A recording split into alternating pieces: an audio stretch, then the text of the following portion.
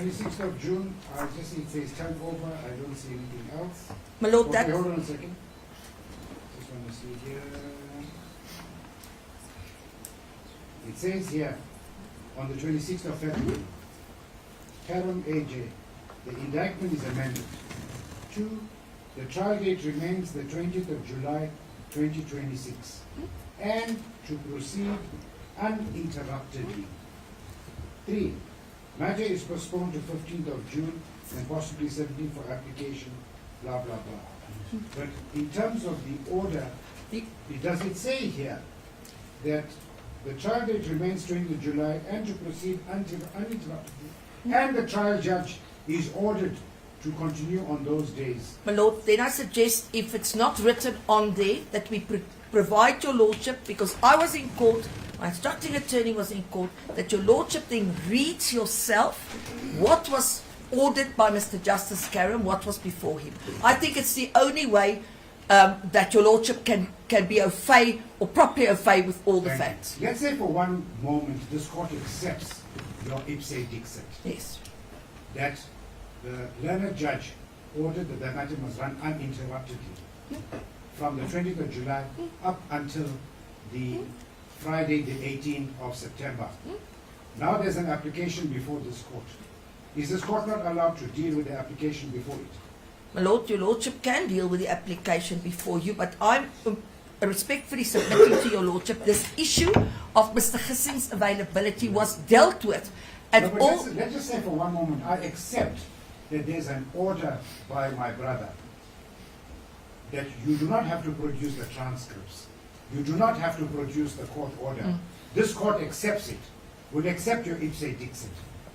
So let's move from that perspective. But look, Are you then saying that despite the fact that this court is now faced with an application before it today, it cannot entertain the application? your Lordship can entertain the application, but if that is the way your Lordship is leaning in this matter, then I'm going to ask that the matter stand down so that my client, we can prepare a substantive answer to your Lordship under oath as to why this matter should not be postponed on those particular days, which deals with my client's prejudice in this matter, if the matter is to stand down, to deal with the submissions that were made before, to deal with the fact that counsel, meaning myself and my attorney, had to turn away work and work that I was already allocated for this period, and it was placed on record, that work was passed on to other counsel to do.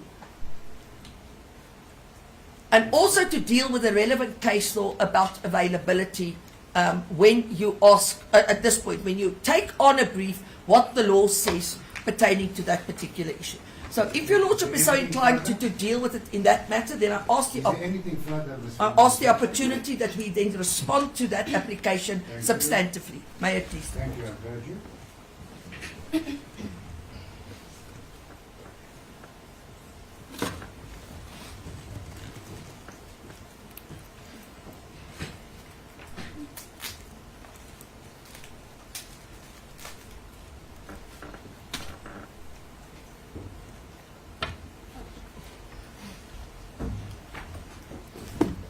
This is case number SS98 of State 2025 in the matter of State versus Musa Kekana et al. The matter is set down for trial today, Monday, the 20th of July 2026, and it is undisputed, as per the court rule, that this matter is set down for 30 days for term 3 2026. At the commencement of the proceedings, Mr. Hassan, who appears on behalf of accused number 1, duly instructed by Mr. Strauss from Strauss Duval Attorneys,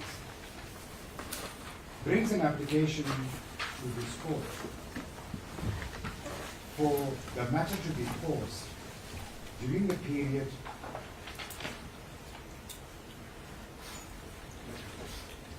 Tuesday, the 11th of August 2026, up until Friday, the 28th day of August 2026.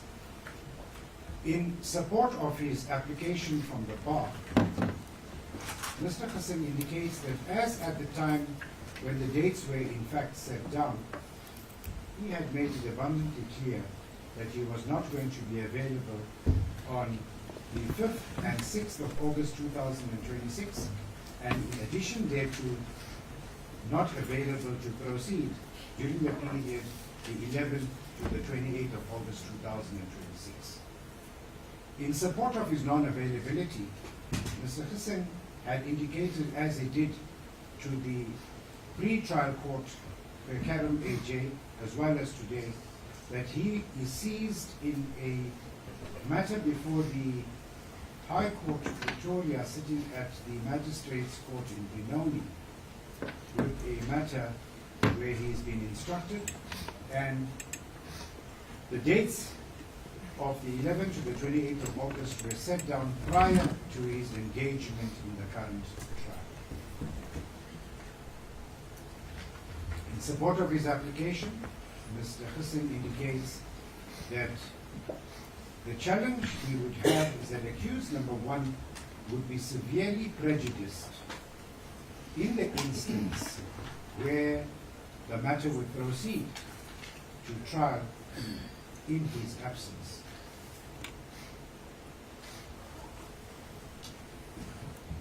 In broad strokes, the application that Mr. Hussain brings before this court is to indicate that for the days of the 5th and 6th of August 2026 that he is unavailable, he will make his instructing attorney, Mr. Strauss, available to standing on his behalf so that there is no interruption in this particular matter. He seeks the indulgence of this court for not to attend the proceedings and to have the proceedings paused during the period Tuesday 11th to Friday the 28th of August 2026. That is how the court understands it in broad strokes. Mr.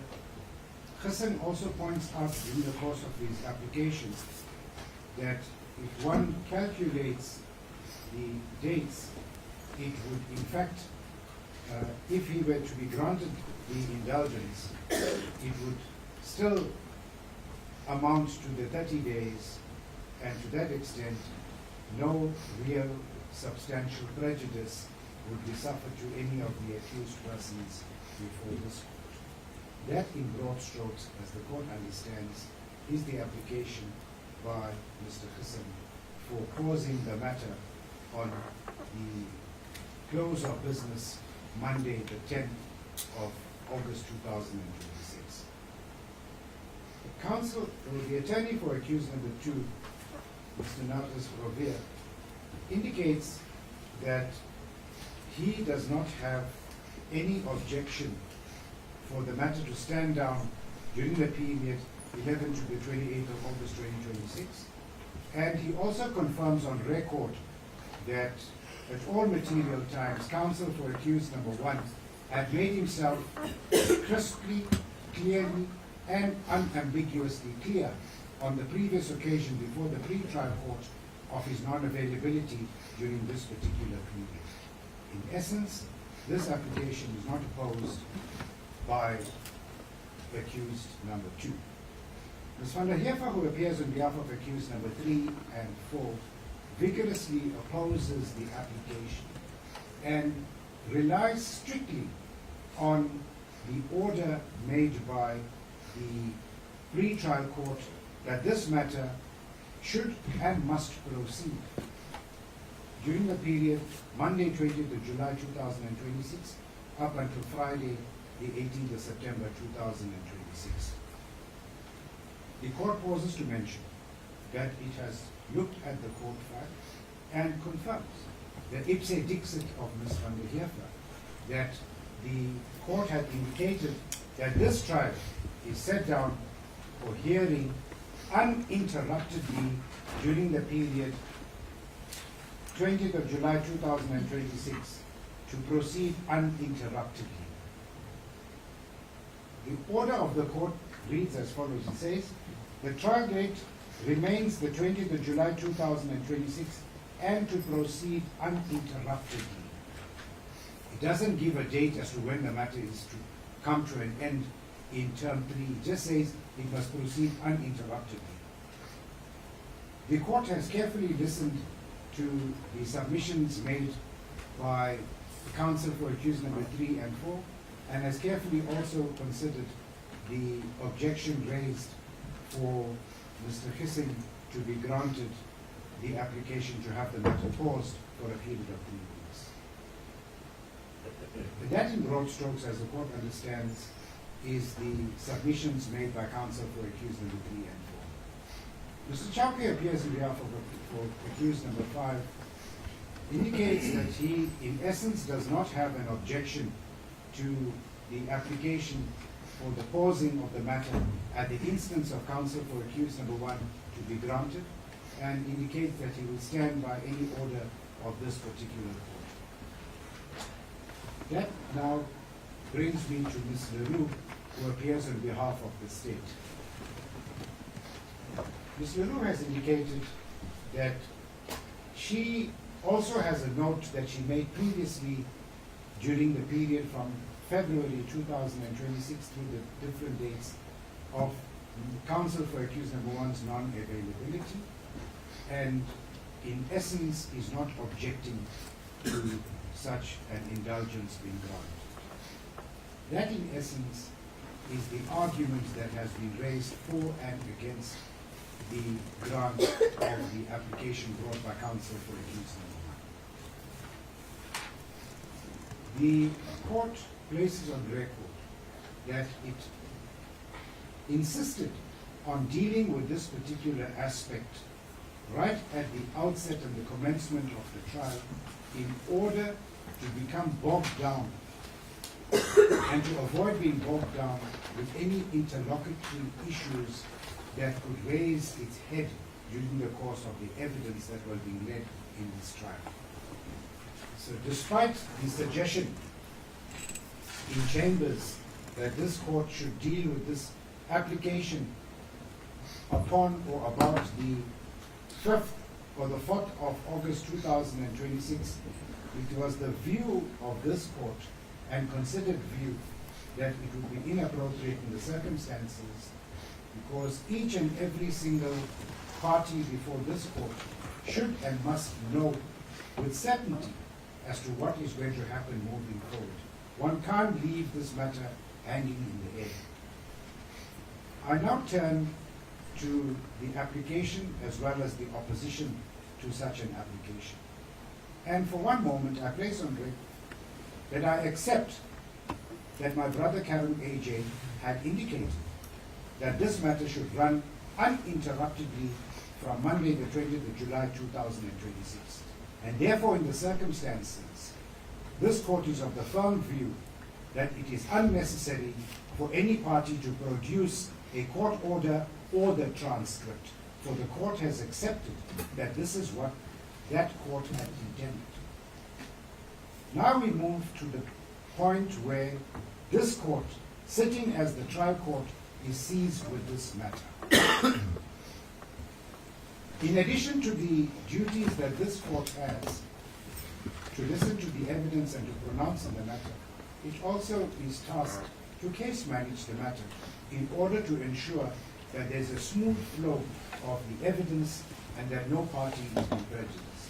And at the cornerstone of this application and the opposition, the court simply has to carefully balance the constitutional rights guaranteed to the accused persons before this court, that is, the right to a fair trial, the right to a speedy trial, and for the court to determine if there's going to be any prejudice which is going to be suffered. And if prejudice is going to be suffered by a party, what order a court can make to avoid such prejudice, and that is only on the basis if there is prejudice being suffered.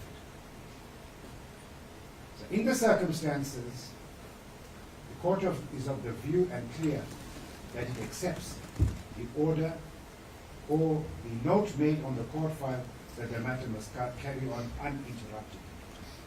But today, this court is now faced with an application And under those circumstances, it has to carefully apply its mind to what is before the court for practical purposes for the movement of this trial from the start to the end. The question is, are accused number 3 and 4 going to suffer prejudice if the matter is not going to continue during the period 17th to the 28th of August 2026? And to that extent, the simple test the court must go back to is a simple mathematical computation of the dates that this matter will be sitting. And to that extent, this matter is now destined to sit during the following period. It is going to sit from today, the Monday, the 20th of July, 2026, up until the 7th day of August 2026. And the next dates that the court is going to be sitting, as proposed by counsel for accused number 1, is from Monday, the 31st day of August 2026, up until Friday, the 18th day of September 2026. It is undisputed, clear, and unambiguous when one refers to the court roll that this matter is set down for 30 days. If one computes the days as set down between the period Monday, the 20th of July 2026, up until Friday, the 7th of August 2026, and from Monday, the 31st of August 2026, up until Friday, the 18th of September 2026, it will amount, if not exactly or close to, the 30 days that this matter is set down. Therefore, in the circumstances, the considered view of this court is that there shall be no prejudice suffered to any of the parties before it if this court were to lean in favor to grant the application by counsel for a Having read the documents before this court, having considered this matter, having heard counsel, the following order is made. It is ordered that 1, the trial in case number SS 98/2025 shall commence today, Monday, the 20th of July 2026, and shall continue uninterruptedly up until Friday, the 7th day of August 2026. The trial then shall then pause during number 2. The trial shall then pause during the period Tuesday, the 11th of August 2026, up until Friday, the 28th day of August 2026. 3. The trial shall resume again on Monday, the 31st day of August 2026, and shall continue uninterruptedly up until Friday, the 18th day of September 2026. That is the order of this. As the court pleases. Thank you, Ms. Little. You may continue. Thank you, my lord. I'm ready to put the charges. Sorry, just bear with me for 1 moment, please.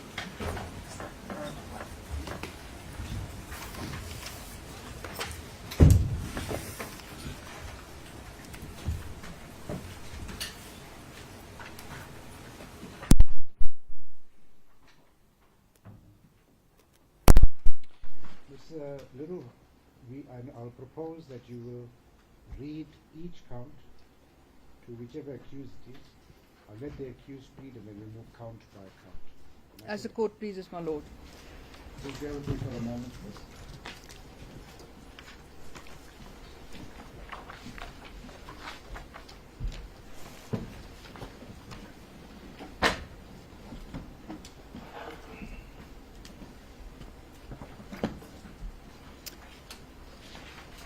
I just want to make sure that Mr. Malafani, the interpreter, has got the charge sheet, the indictment there. Before you proceed to put the charges, Yes. Mr. Hassan, did you take instructions Yes, relating indeed. to whether we're going to proceed in English or Zulu? For purposes of the state's case, I confirm that accused number 1 is in a position to proceed in English. Thank you very much. Accused number 2 is going to continue in English. Indeed, sir, yes. Thank you. Ms. Van der Heef, accused number 3 and 4. Thank you most kindly. Mr. Chowke, accused number 5. Accused number 5 will proceed in English. Thank you most kindly. Good. The court, having heard the submissions made by counsel and having considered the totality of the circumstances, is in agreement that for the purposes of the state case, we shall proceed in English. As the court pleases, my lord. Thank you. Obviously, your witnesses will be a different issue altogether. Yes. Okay, just give me a second.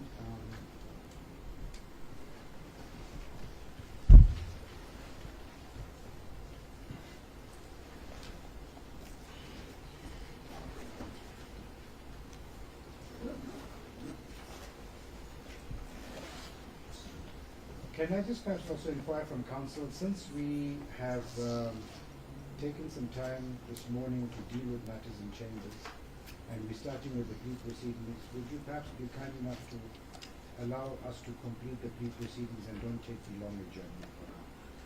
No objection. I've got no. No objection. No objection. Thank you. Thank you so much. Thank you, my lord. Sorry, count 1 is to put to accused number 1, 2 and 3. That's correct, my lord. Give me a second. Bear with me.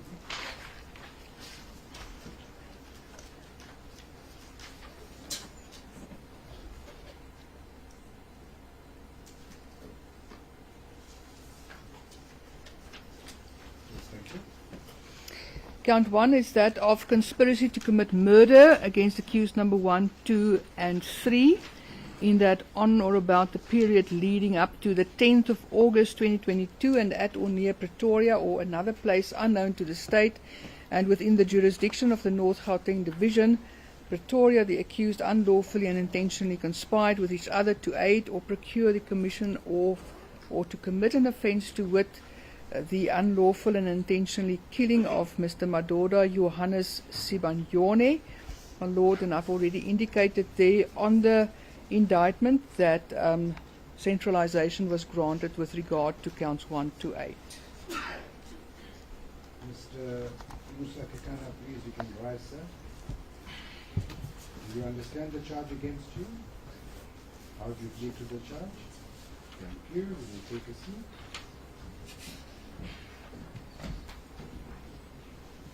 Mr. Floyd Mabusela, sir, you may rise. Count number 1, the conspiracy to commit murder. Do you understand this charge against you, sir? Yes, sir. How do you plead? Thank you.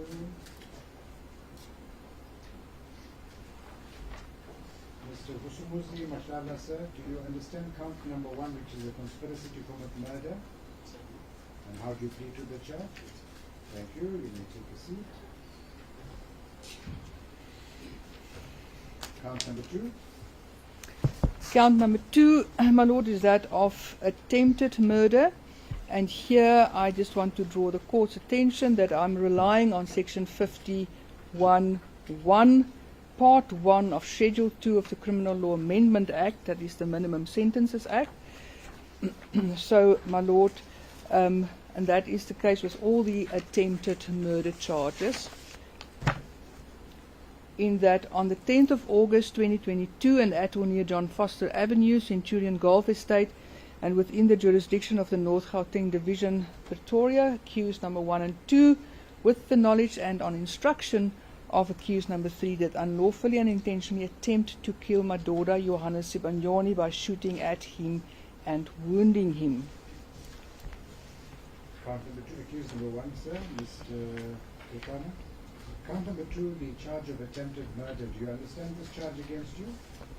And how do you plead to this charge? Thank you.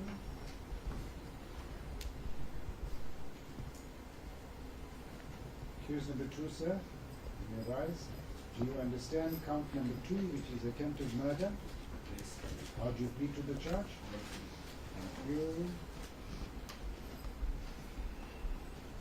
Accused number 3, sir. Do you understand the charge against you? How do you plead to the charge? Thank you.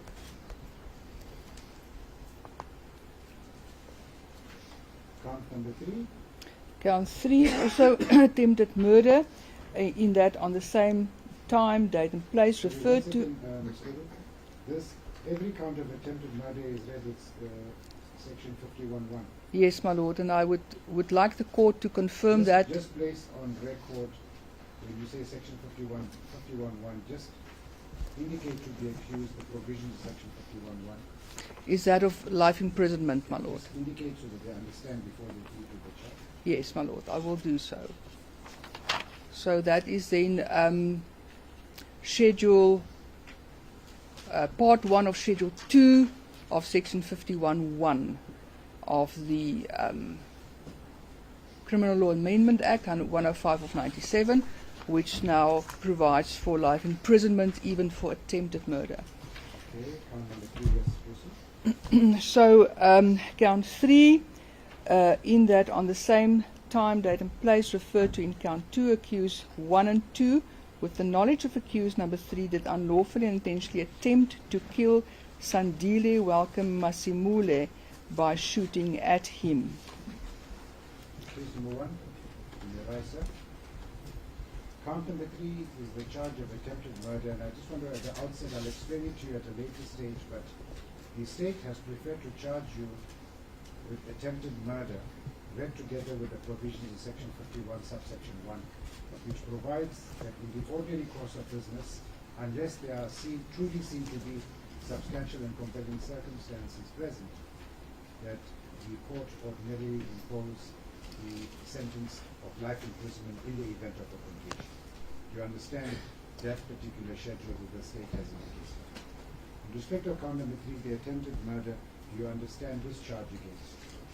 How do you plead to the charge? You? Count 4, also that of attempted murder. I've got to do number 2 and 3. My apologies, my lord.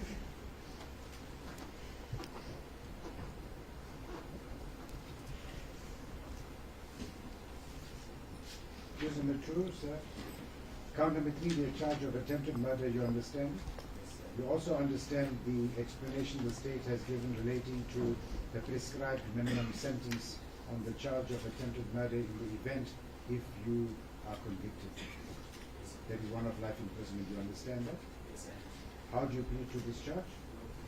Thank you.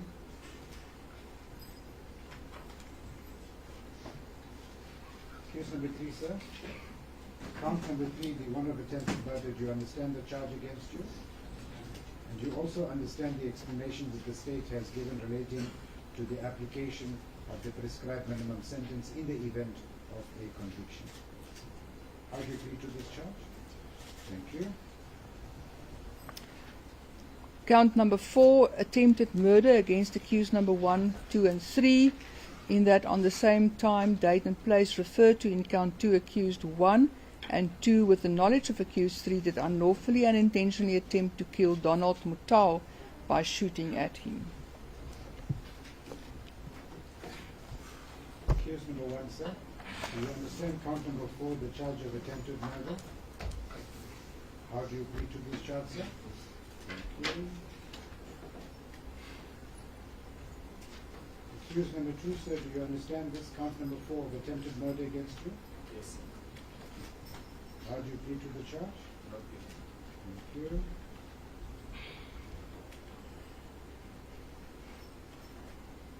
Accused number 3, sir, do you understand count number 4, the charge of attempted murder? How do you plead to the charge? Thank you. Count 5 is that of attempted murder against accused number 1, 2, and 3, in that on the same time, date, and place referred to in count 2, accused 1 and 2, with the knowledge of accused number 3, did unlawfully and intentionally attempt to kill Kayaletu Francis Mazibuku by shooting at him.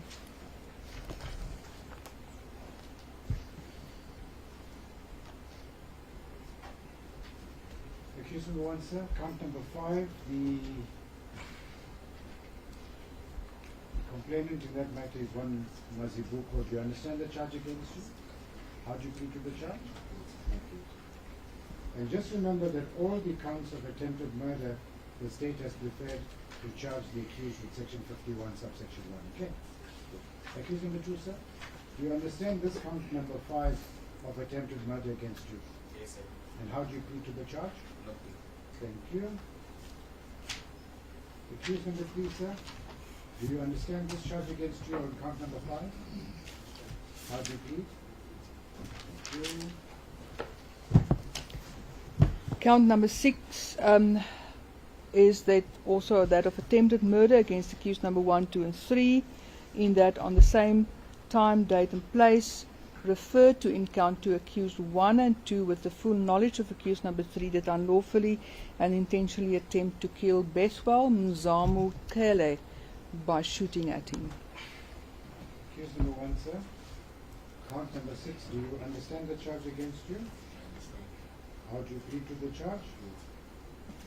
Thank you. Accused number 2, sir. Do you understand the charge against you? Yes, sir. How do you plead to the charge? Not guilty.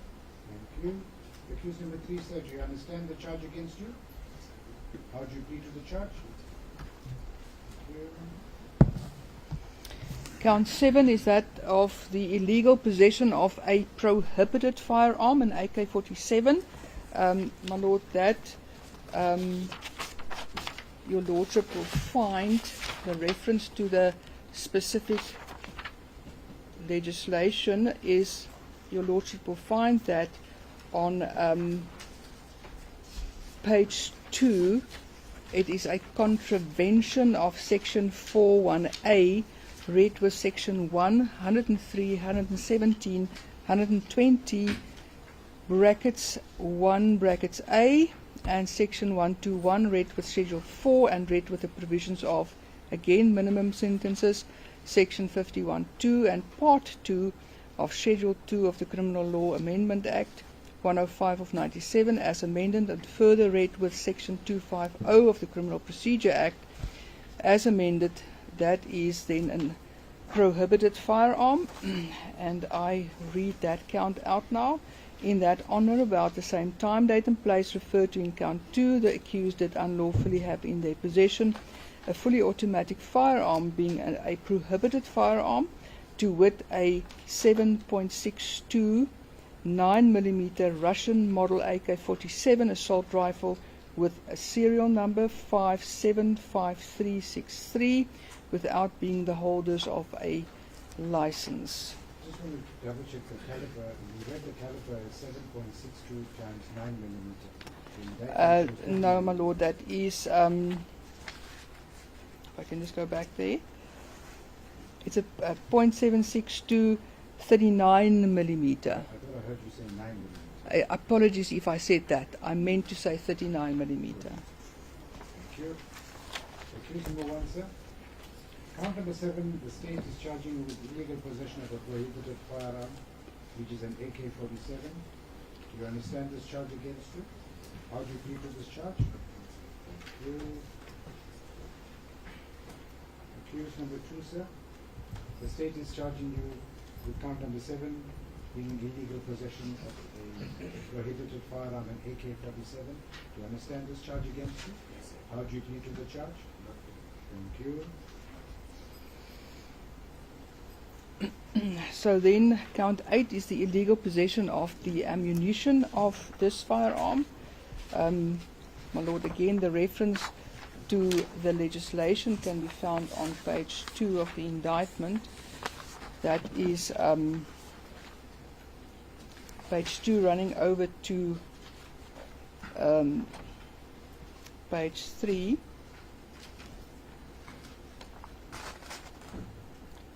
Paragraph 5, my Lord, on page 3, the contravention of section 90, read with sections 103, 117, 120, brackets 1, brackets A and 121, and read with schedule 4 of Act 60 of 2000, further read with section 250 of the Criminal Procedure Act, unlawful possession of ammunition, and the count then reads as follows. In that upon or about the same time, date, and place referred to in count 2, the accused did unlawfully have in their possession ammunition to wit an unknown number of 7.62mm rounds without being the holders of either a license, a permit, dealer's license, or was otherwise authorized to do so. number 1. Count number 8, charging you with illegal possession of ammunition. Do you understand this charge against you? How do you plead to this charge? Not guilty, thank you. Accused number 2, sir, do you understand count number 8 against you? Yes, sir. And how do you plead to the charge? Not guilty. Thank you. You may be seated. Count number 9. So, my Lord, as your Lordship will see from the indictment, I've divided the 25 charges as to and grouped them together as per incident. So the first incident was the Sibonyoni incident. So now we move over to the Tobiani incident. Count 9, a conspiracy to commit murder against accused number 1, 2, and 3 in that on or about the period leading up to 17 October 2023 and at or near Johannesburg or another place unknown to the state within the jurisdiction of the Gauteng local division, Johannesburg, the accused unlawfully and intentionally conspired with each other to aid or procure the commission of or to commit an offence to wit, to unlawfully and intentionally kill Tebogo Tobijani. Case number 1, on count number 9, the conspiracy to commit murder where the complaint is one Tebogo Tobijani. Do you understand this charge against you? How do you plead to the charge? Thank you. Accused number 2, sir, do you understand this charge against you, count number 9? Yes, sir.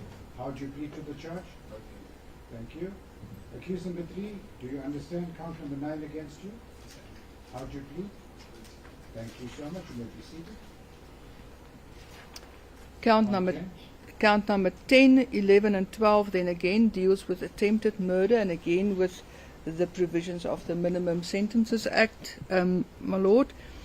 Count number 10, attempted murder, accused 1, 2, and 3, and accused 4 as an accessory after the fact, in that on the 17th of October 2023 and at or near the corner of Bryanston Drive and Wilton Drive, Johannesburg, within the jurisdiction of the Gauteng local division, Johannesburg, accused 1 and 2 with the full knowledge and on instruction of accused number 3 did unlawfully and intentionally attempt to kill Tebogo Tobijani by shooting at her. Accused number 1, sir, the count number 10 is one of attempted murder. Also read with the provisions section 51(1). Am I right, Ms. Lulu? That is correct, sir, my Lord. Do you understand this charge against you? How do you plead to this charge? Not guilty, thank you. Accused number 2, sir, do you understand count number 10 against you? Yes, sir.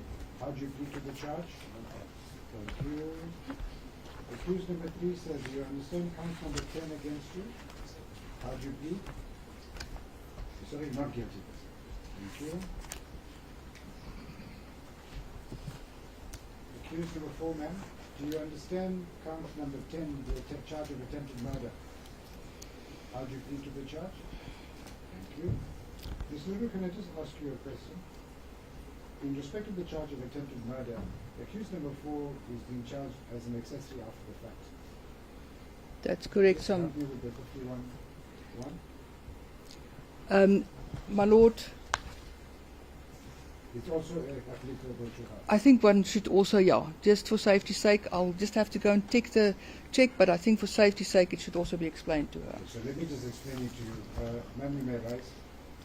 So the state in count number 10 is charging with attempted murder, but they're saying that you've been charged as an accessory after the fact.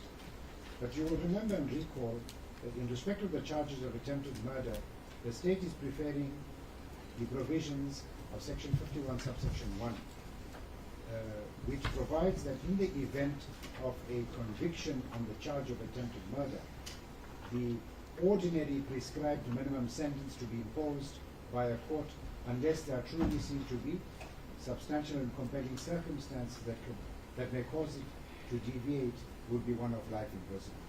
The state says for now it is asking the court to draw that to your attention. It may change its position later on in the trial. But just remember that that is what the state is intended to charge you with at this stage. So don't forget, okay? You may be seated. Thank you, Mr. Eric. Thank you, my Lord. Then account number 11, again attempted murder, the same, accused 1, 2, 3, and accused 4 as an accessory after the fact, in that on the same time, date and place referred to in count 10, accused 1 and 2, with the knowledge of accused number 3, did unlawfully and intentionally attempt to kill Anele Alicia Malinga by shooting at her and wounding her.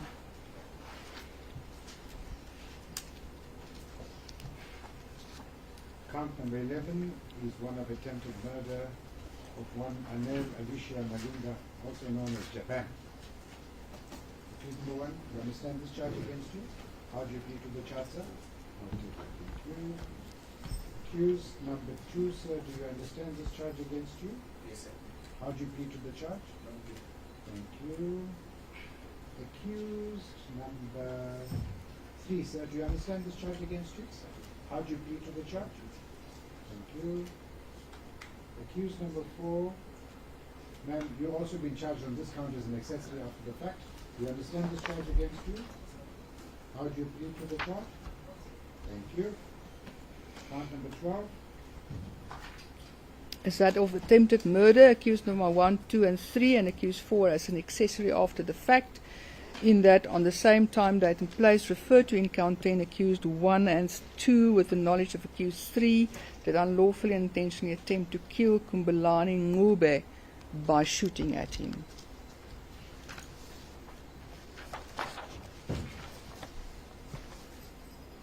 Accused number 1, sir. On count number 12, the complainant is one Kumbulani Ngube. Do you understand this charge against you? How do you plead to this charge? Thank you. Accused number 2, sir, do you understand count number 12 against you? Yes, sir. And how do you plead to the charge? No. Thank you.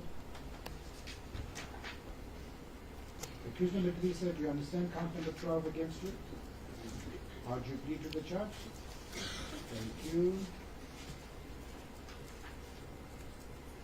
Accused number 4, do you understand the charge against you on count number 12? How do you plead? Thank you.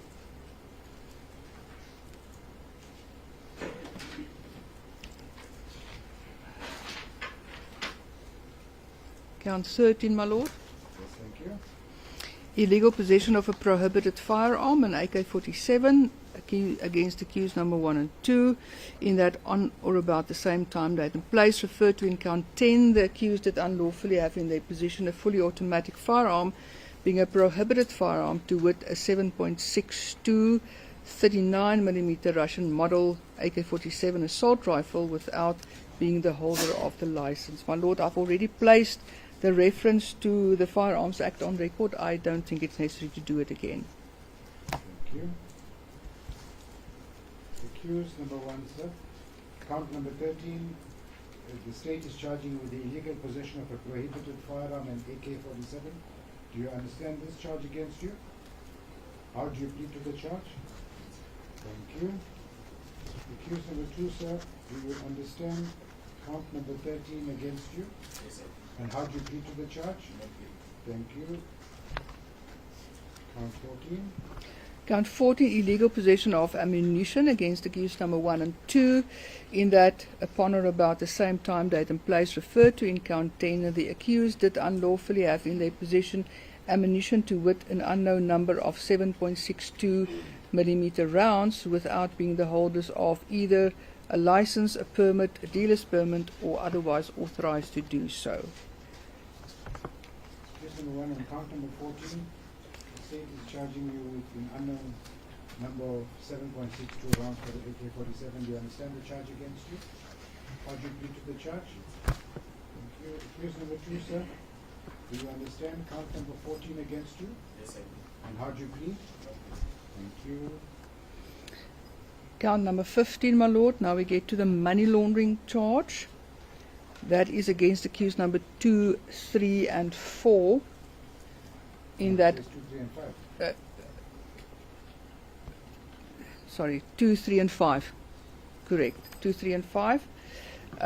In that on or about the 12th of October 2023, and at or near the same place referred to in count 9, the accused, acting in concert with one another and who knew or ought reasonably to have known that the property, to wit 20,000 rand, which was or formed part of the proceeds of unlawful activities, did wrongfully and unlawfully enter into any agreement or engaged in any arrangement or transaction with or in connection with the property to wit 20,000 rand, or performed any act in connection with such property to wit arranged that the said 20,000 rand being a portion of the compensation to kill the complainant in count 10 to be transferred from the business account of accused number 3 into the business account of accused number 5, whereafter a portion thereof, 15,000 rand, was further transferred into the business account of accused number 2, which had or was likely to have the effect of concealing or disguising the nature, source, location, disposition, or movement of the said property, or ownership thereof, of any interest which anyone may have in respect thereof, and or of enabling or assisting any person who has committed or commits an offence, whether in the Republic or elsewhere, to either avoid prosecution or to remove or diminish the said property acquired directly or indirectly as a result of the commission of an offence. The penalty clause is quoted there, section 8, brackets 1. Any person convicted of an offence contemplated in section 4, 5 and 6 shall be liable to a fine not exceeding 100 million rand or to imprisonment for a period of not exceeding 30 years. Accused number 2, sir. The state on count number 15 is charging you with money laundering.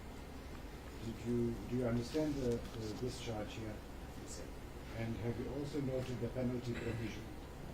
Yes, sir. How do you plead to the charge? You may be seated, thank you. Accused number 3, sir.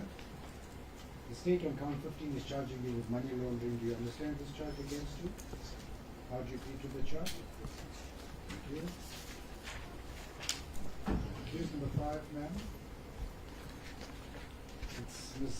Zandile Ntabiseng and Zama. Count number 15, do you understand the charge of money laundering against you? How do you plead to the charge? Thank you. You may be seated. I can just refer the court again to page 3 of the indictment, my lord, where reference is made to the particular section of POCA. That is contravention of section 4A/B1/2, read with the provisions of section 1 and the section 8 of the Prevention of Organised Crime Act number 121 of 1998. Further also read with section 51(2) part 2 of schedule 2 of the Criminal Law Amendment Act. In other words, there is also a minimum sentence in place there.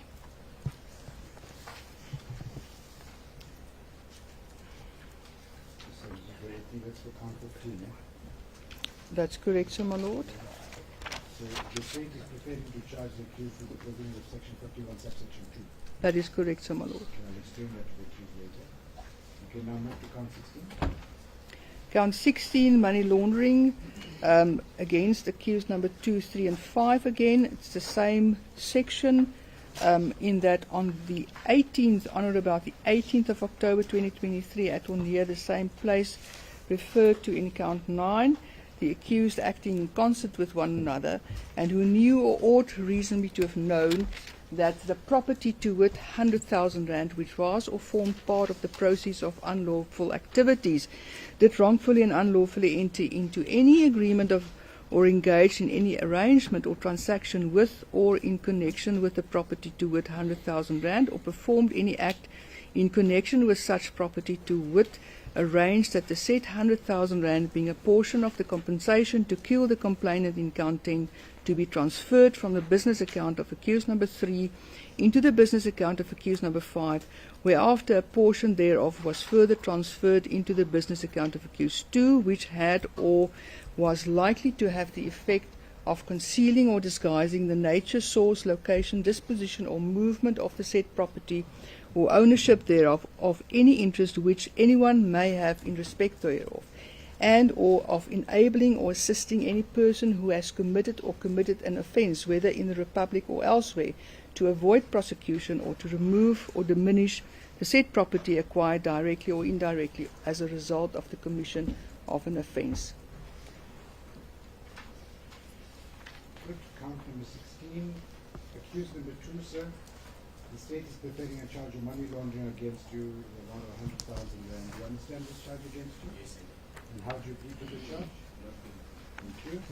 Accused number 3, sir, count number 16. Do you understand the charge against you? How do you plead to the charge? Thank you. Accused number 5, the state is charging you with money laundering on count number 16. Do you understand this charge? How do you plead? Thank you so much. You may be seated. Count number 17. Count number 17, my lord, is against the accused, is also money laundering, and it is the same provision, section 4. It's accused number 2, 3, and 4 this time. In that, on or about the 19th of May 2025, and at or near Salisbury, within the jurisdiction of the Gauteng Local Division, Johannesburg, accused 4, acting in concert with accused number 2 and 3, and who knew or ought reasonably to have known that the property, to wit the 20,000 rand and the 100,000 rand referred to in counts 15 and 16, respectively, which was or formed part of the proceeds of unlawful activities, did wrongfully and unlawfully enter into any agreement or engage in any arrangement or a transaction with or in connection with the property, to wit the said money referred to in counts 15 and 16, or performed any act in connection with such property, to wit arranged that a false invoice be created by Poko Funeral Parlour in the amount of 70,000 rand, which had or was likely to have the effect of concealing or disguising the nature, source, location, disposition, or movement of the said property or invoice, or ownership thereof, of any interest which anyone may have in respect thereof have, of enabling or assisting any person who has committed or commits an offence, whether in the Republic or elsewhere, to avoid prosecution or to remove the diminish the said property acquired directly or indirectly as a result of the commission thereof. My lord, I think I should just make a minor amendment here. It should read a false invoice or a receipt.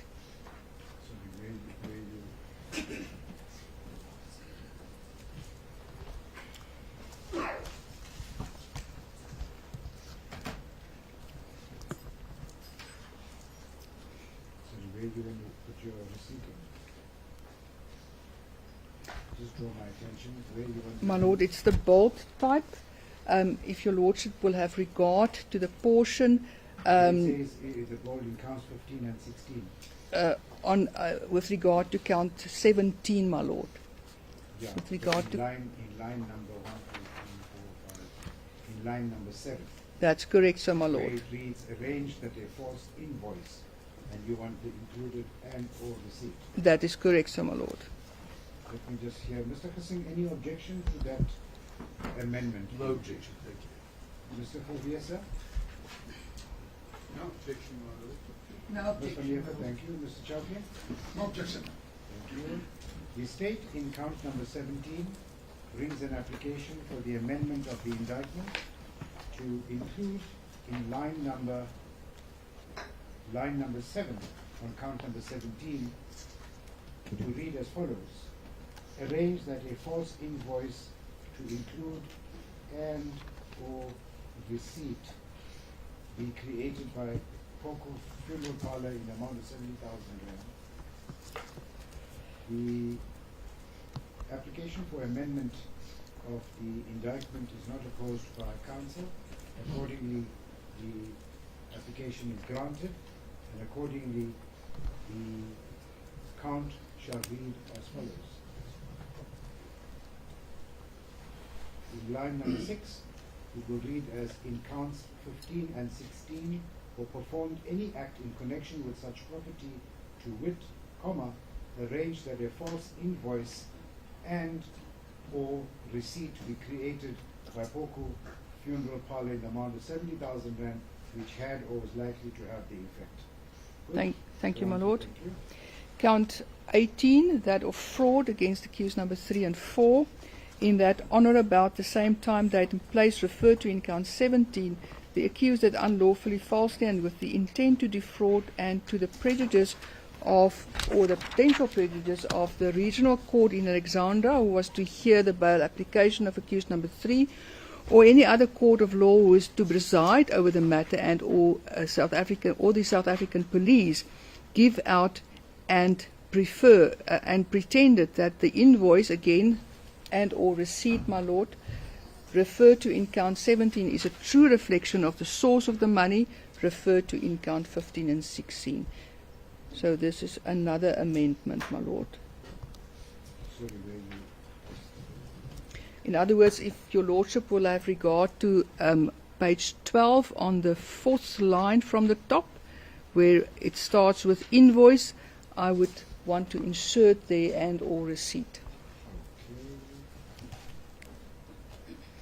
Mr. Christensen, any objection? None, thank you, my lord. Thank you, Mr. Provier. Strictly speaking, count 18 is not relevant to accused number 2, my lord, but there is no objection. Thank you so much. Ms. van der Leeuwen? No objection. Thank you, Mr. Chauke. I share the sentiments of Councillor for accused number 2. Thank you. Thank you. I carry on with count 18 and thereby attempt to induce the courts, the South African Police Service, to accept that the money so paid was for a lawful purpose with the aim to create a defence and either avoid arrest or prosecution, or to, after the arrest of accused 3, to be granted bail during his bail application in the Alexandra court. Whereas in truth and in fact, the accused gave out and pretended as aforesaid that they knew that the invoice and again and or the receipt was fraudulent and not a true reflection of the reason why the money was paid by accused 3 into the business account of accused 5 and later transferred into the business account of accused number 2. I just want to confirm, in respect of count number 17, I did ask the accused to plead, am I right? That is correct, sir, my lord. Just make sure that. Not yet, my lord. Yes. Count number 17, the charge of money laundering, where the state asked for an amendment now from that a false invoice and or receipt to be created. Accused number 2, do you understand the charge against you in count number 17? Yes, sir. How do you plead? No, Thank you. Accused number 3, count number 17, do you understand? yes, sir. How do you plead? Accused number 4, ma'am, do you understand count number 17? How do you plead? Thank you. Count number 18, accused number 3, sir, the charge of fraud. Do you understand this charge against you? How do you plead to this charge? Not guilty, thank you. Accused number 4, do you understand count number 18 against you? How do you plead? Thank you.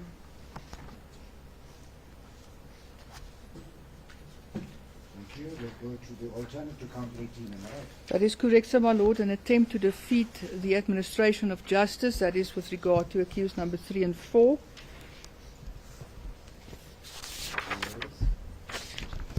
In that on or about the same time, date and place referred to in count 18, the accused did wrongfully and intentionally attempt to defeat or obstruct the course of justice by arranging for the creation of the fraudulent invoice and or receipt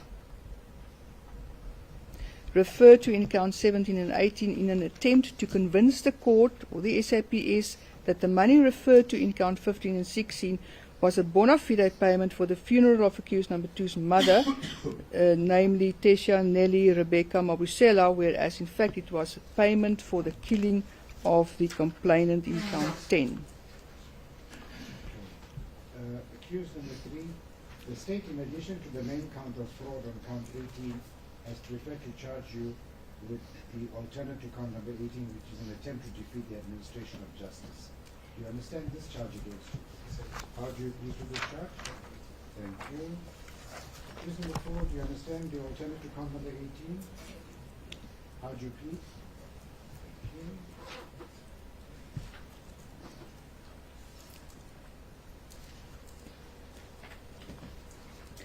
My lord. Count number 19. Yes, now we move over to the Mokobung incident, the last few charges. Again, my lord, centralization was granted on the 23rd of October 2025. Count number 19, conspiracy to commit murder, accused number 1, 2, and 3, in that on or about the period leading up to 29 January 2024 and at or near Pretoria or another place unknown to the state and within the jurisdiction of the North Gauteng Division, Pretoria, the accused unlawfully and intentionally conspired with each other to aid or procure the commission of or to commit an offence, to wit, to unlawfully and intentionally kill Austin Sinki Mokobong, aka DJ Vetty.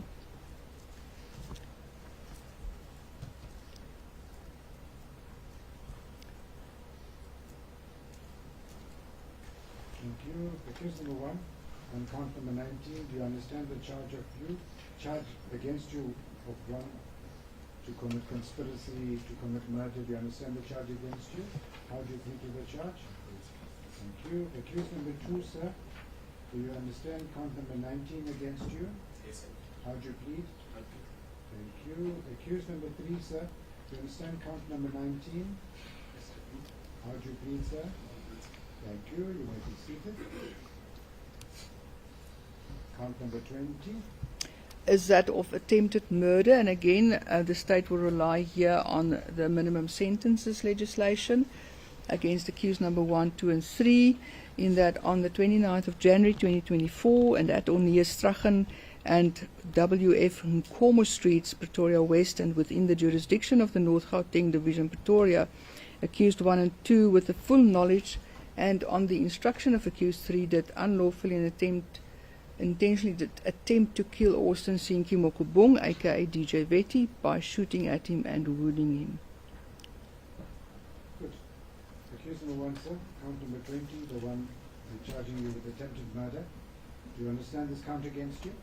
How do you plead to the charge? Thank you. Accused number 2, sir, do you understand count number 2, the charge of attempted murder against you? Yes, sir. And how do you plead? Not good. Thank you. Accused number 3, sir, do you understand count number 20, the charge of attempted murder? How do you plead? Thank you. Then count 21, my lord. Count 21, yes. Attempted murder, accused 1, 2, and 3, in that at or near the same date and place referred to in count 20, accused number 1 and 2, with the knowledge of accused number 3, did unlawfully and intentionally attempt to kill Leonard Buhle Masongu by shooting at him and wounding him.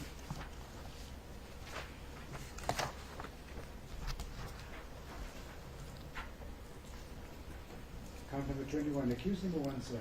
Count number 21, the charge of attempted murder. Do you understand the charge against you? How do you plead to the charge? Thank you. Accused number 2, sir. Do you understand count number 21, the one of attempted murder against you? Yes, sir. And how do you plead to the charge? Not good. Thank you. Accused number 3, sir. Do you understand count number 21, the charge of attempted murder against you? Yes, sir. And how do you plead to the charge? Not good. Thank you. Count 22. Count 22, also that of attempted murder, accused number 1, 2, and 3, in that at or near the same date and place referred to in count 20, accused 1 and 2, with the knowledge of accused 3, did unlawfully and intentionally attempt to kill Tsvarelo Tsepiso Pitse by shooting at him and wounding him. Accused number 1. On count number 22, the attempted murder. Do you understand the charge against you? And how do you plead to the charge? Thank you. Accused number 2, sir. Do you understand count number 22, the charge of attempted murder against you? Yes, I do. And how do you plead to the charge? Not good. Thank you. Accused number 3, sir. Do you understand the charge of attempted murder on count 22 against you? Yes, I do. How do you plead to the charge? Thank you.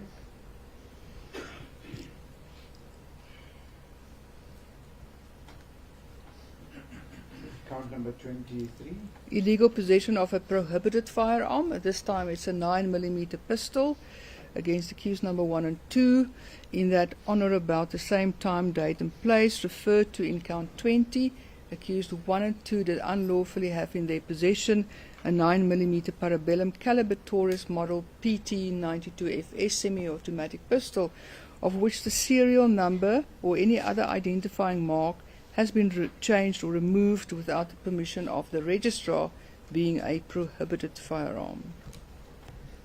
My Lord, the reference to the section, the court can find that on page 2 of the indictment, that is contravention of section 4, brackets 1, brackets F, brackets Roman 4, read with section 103, 117 and 120, and also section 121 of the Firearms Control Act and the Schedule 4 thereof, as well as section 51.2, part 2 of the Schedule 2 of the minimum sentences regime.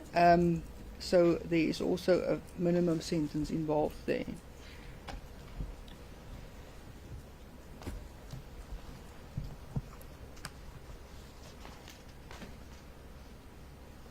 Good. Count number 23. Accused number 1. The state is charging you with the illegal possession of a prohibited firearm, a 9mm firearm. Do you understand the charge against you? How do you plead to the charge? Thank you. Accused number 2, sir. Count number 23. Do you understand this charge of being in possession of an illegal or being in illegal possession of a prohibited firearm? Do you understand the charge? Yes, I do. How do you plead? Not guilty. Thank you. Count 24. Illegal possession of ammunition against accused number 1 and 2, in that upon or about the same time, date and place referred to in count 20, the accused did unlawfully have in their possession ammunition, to wit an unknown number of 9mm rounds, without being the holders of a license, permit, or a dealer's license, or otherwise authorized to possess such ammunition. Thank you. Accused number 1, sir. The state is charging you with the illegal possession of ammunition of an unknown number of 9mm rounds. Do you understand this charge against you on count 24? How do you plead to the charge? Thank you. Accused number 2, sir. Do you understand this charge against you Yes, I do. on count 24? Yes, sir. How do you plead to the charge? Not guilty. Thank you. Then Count 25, the last charge, my Lord, is that also of money laundering.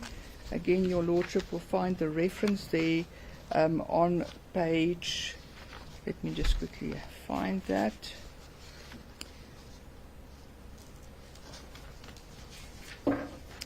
On page 3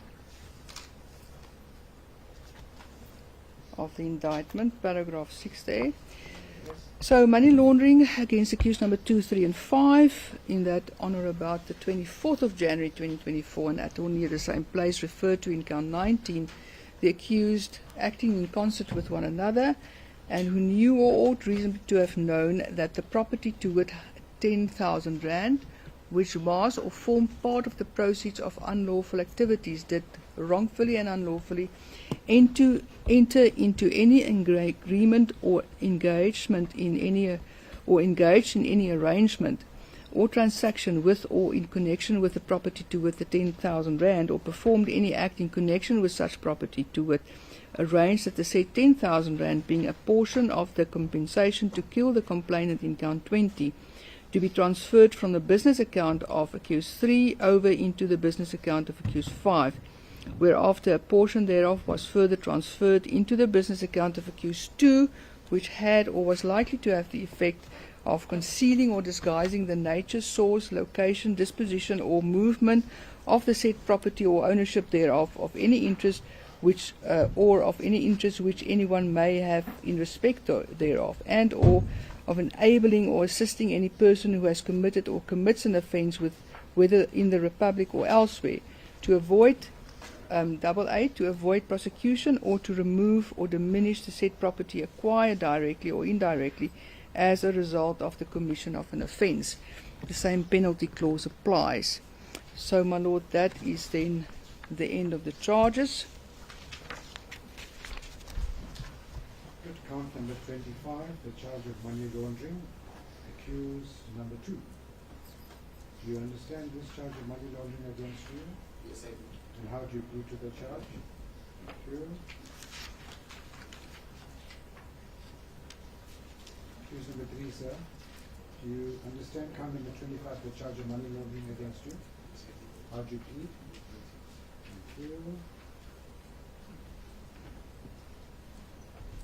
Case number 5, ma'am, do you understand count number 25, the charge of money laundering against you? How do you plead? Thank you. Does the court require me to read the summary of substantial facts, my lord? Just give me 1 second. I will, in any event, fully address I the. don't think it's necessary. Counsel, can we take it as deemed to be read? It's never been done Yeah. before by my office. Can we just, if the indictment's been there before everyone, I'm certain we all are able to read the summary. Correct. Thank you, my lord. Thank you so much. Mr. Afrovia? In agreement, my lord. Mr. Chowke? I'm also in agreement. Well done. You're not standing by your colleague, this time you're in agreement. Just before I ask Counsel, Ms. Leroux, I just want to be certain that we are on the same page and that we are not. So, count 1 is conspiracy to commit murder. It's not read with the provisions of any minimum sentence. Am I That's correct, sir, my right? lord. Count 2 is attempted murder, read together with 51-1. That's correct, sir. Count 3 is attempted murder, read together with 51-1. Count 4 is attempted murder, read together with 51-1. Yes, correct, my Count lord. 5 is attempted murder, read together with 51-1. Yes, Count 6 is attempted murder, read together with the provisions of section 51-1. yes. Count 7, illegal possession of prohibited firearm. What does that tell me? My lord, that is 15 years. Count 7. Yes. Just show me on 25. My lord, my learned colleague here is informing me that it's actually 25 years. 25 years. prohibited firearm is 25 years. Yes. Mr. Kissinger, you disagree? No, Thank you. I agree. Thank you. Good, well done. Count number 8, illegal possession of ammunition. Is there any prescribed minimum there? My lord, if I can just look at my indictment, yes, indeed. 51-2. 51-2. And that is 15 years, my lord. Correct. Conspiracy to commit murder, count number 9, there's no prescribed minimum. No, my lord. Count number 10, attempted murder, section 51-1. That is correct, sir, my Count lord. 11, attempted murder, section 51-1. Yes. Count number 12, attempted murder, section 51-1. Count 13, Yes. illegal possession of prohibited firearm, 25 years minimum, am I correct? That's correct, sir, my lord. Illegal possession of firearm, count number 14. Help me with count 14. Yes, that's correct, my lord. What is count 14? That Oh, is ammunition, sorry. 15 years. Yes, Yes. that's correct.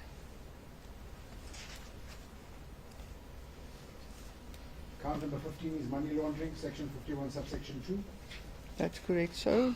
Count number 16 is money laundering, section 51, subsection 2. Yes. Count 17 is money laundering, section 51, subsection 2. Yes. Count 18 is fraud. That's correct, sir, my lord. No prescribed minimum. No, my lord. Good.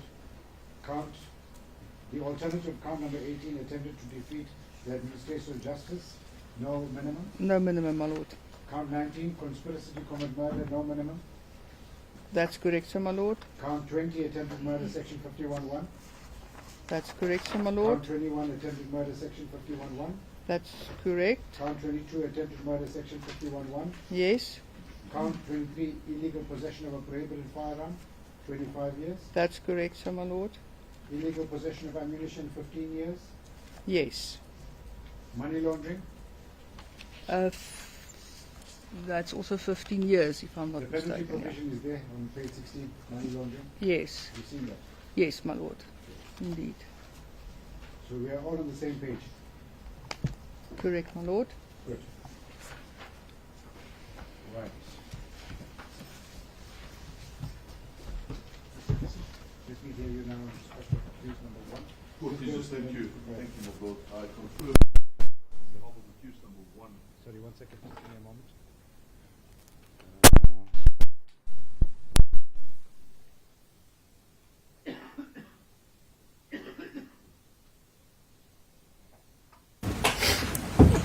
I confirm that on behalf of accused number 1 that my instructions are that his plea of not guilty is in fact in accordance with my instructions. on the charges proffered, agreed upon. I further confirm that no plea explanation pursuant to the provisions of Section 115 of the Criminal Procedure Act will be made, and it is my instructions that the accused elects to remain silent and put the state to the proof of the elements as proffered in the various charges contained in the indictment. Court please. Thank you, sir.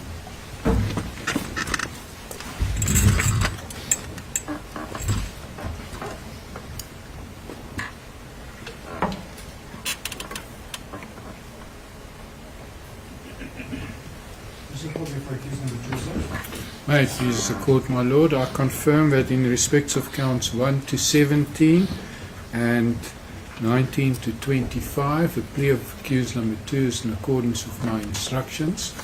There is no plea explanation at this stage of the proceedings.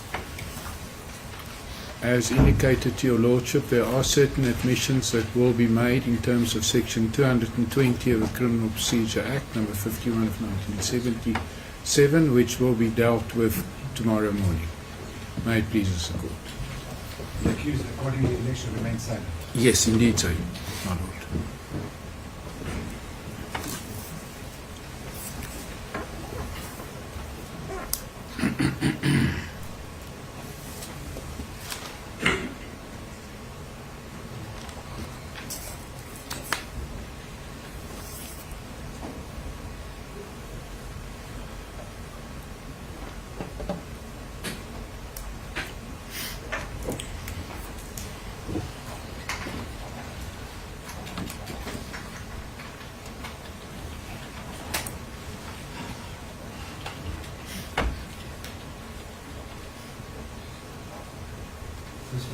May it please the court, my lord. Accused number 3. On behalf of accused number 3, these pleas are in accordance with my instructions on all the charges preferred against him as per the indictment. The accused vehemently denies his involvement in any of the allegations set out in the charges, and the state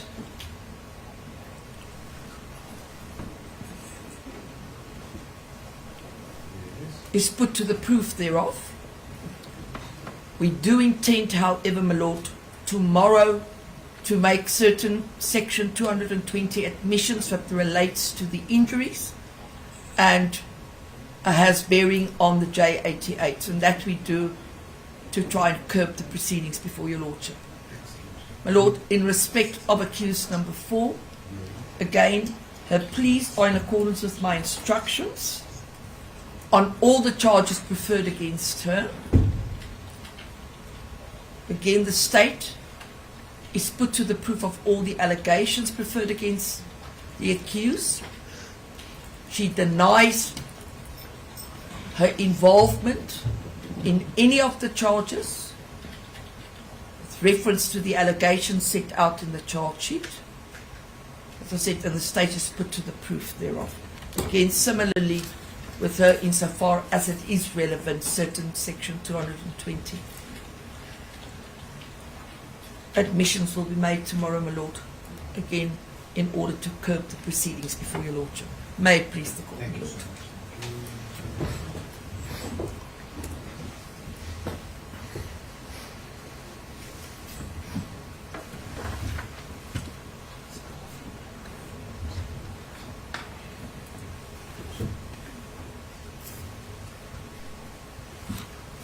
Mr. Chaka, on behalf of accused number 5. As the court pleases, my lord, in respect of charge number 15, 16, and 25, the plea is in accordance with my instructions.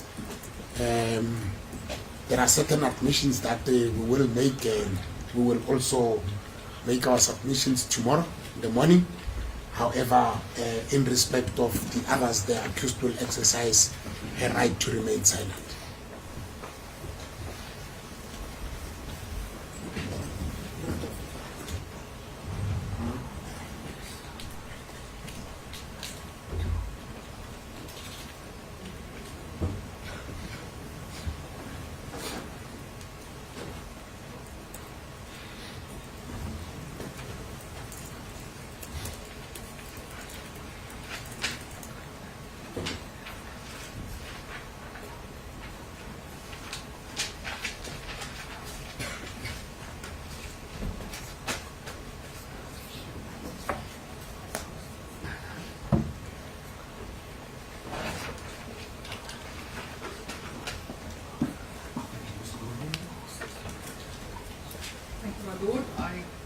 proceed with the Section 150 address, Yes. and there should be a copy available for all parties. I think disseminated. Second. I've Look, I know Matlala said that she's left some documents for us, but we can't seem to find those documents. No. All the documents that she left this morning, it's disappeared somewhere here. Lord, I made 8 copies. Do I need to withdraw what I said this morning then? I've made 8 copies, and it should be available. Yeah, just take a look, Ms. LaRue, if they've got copies.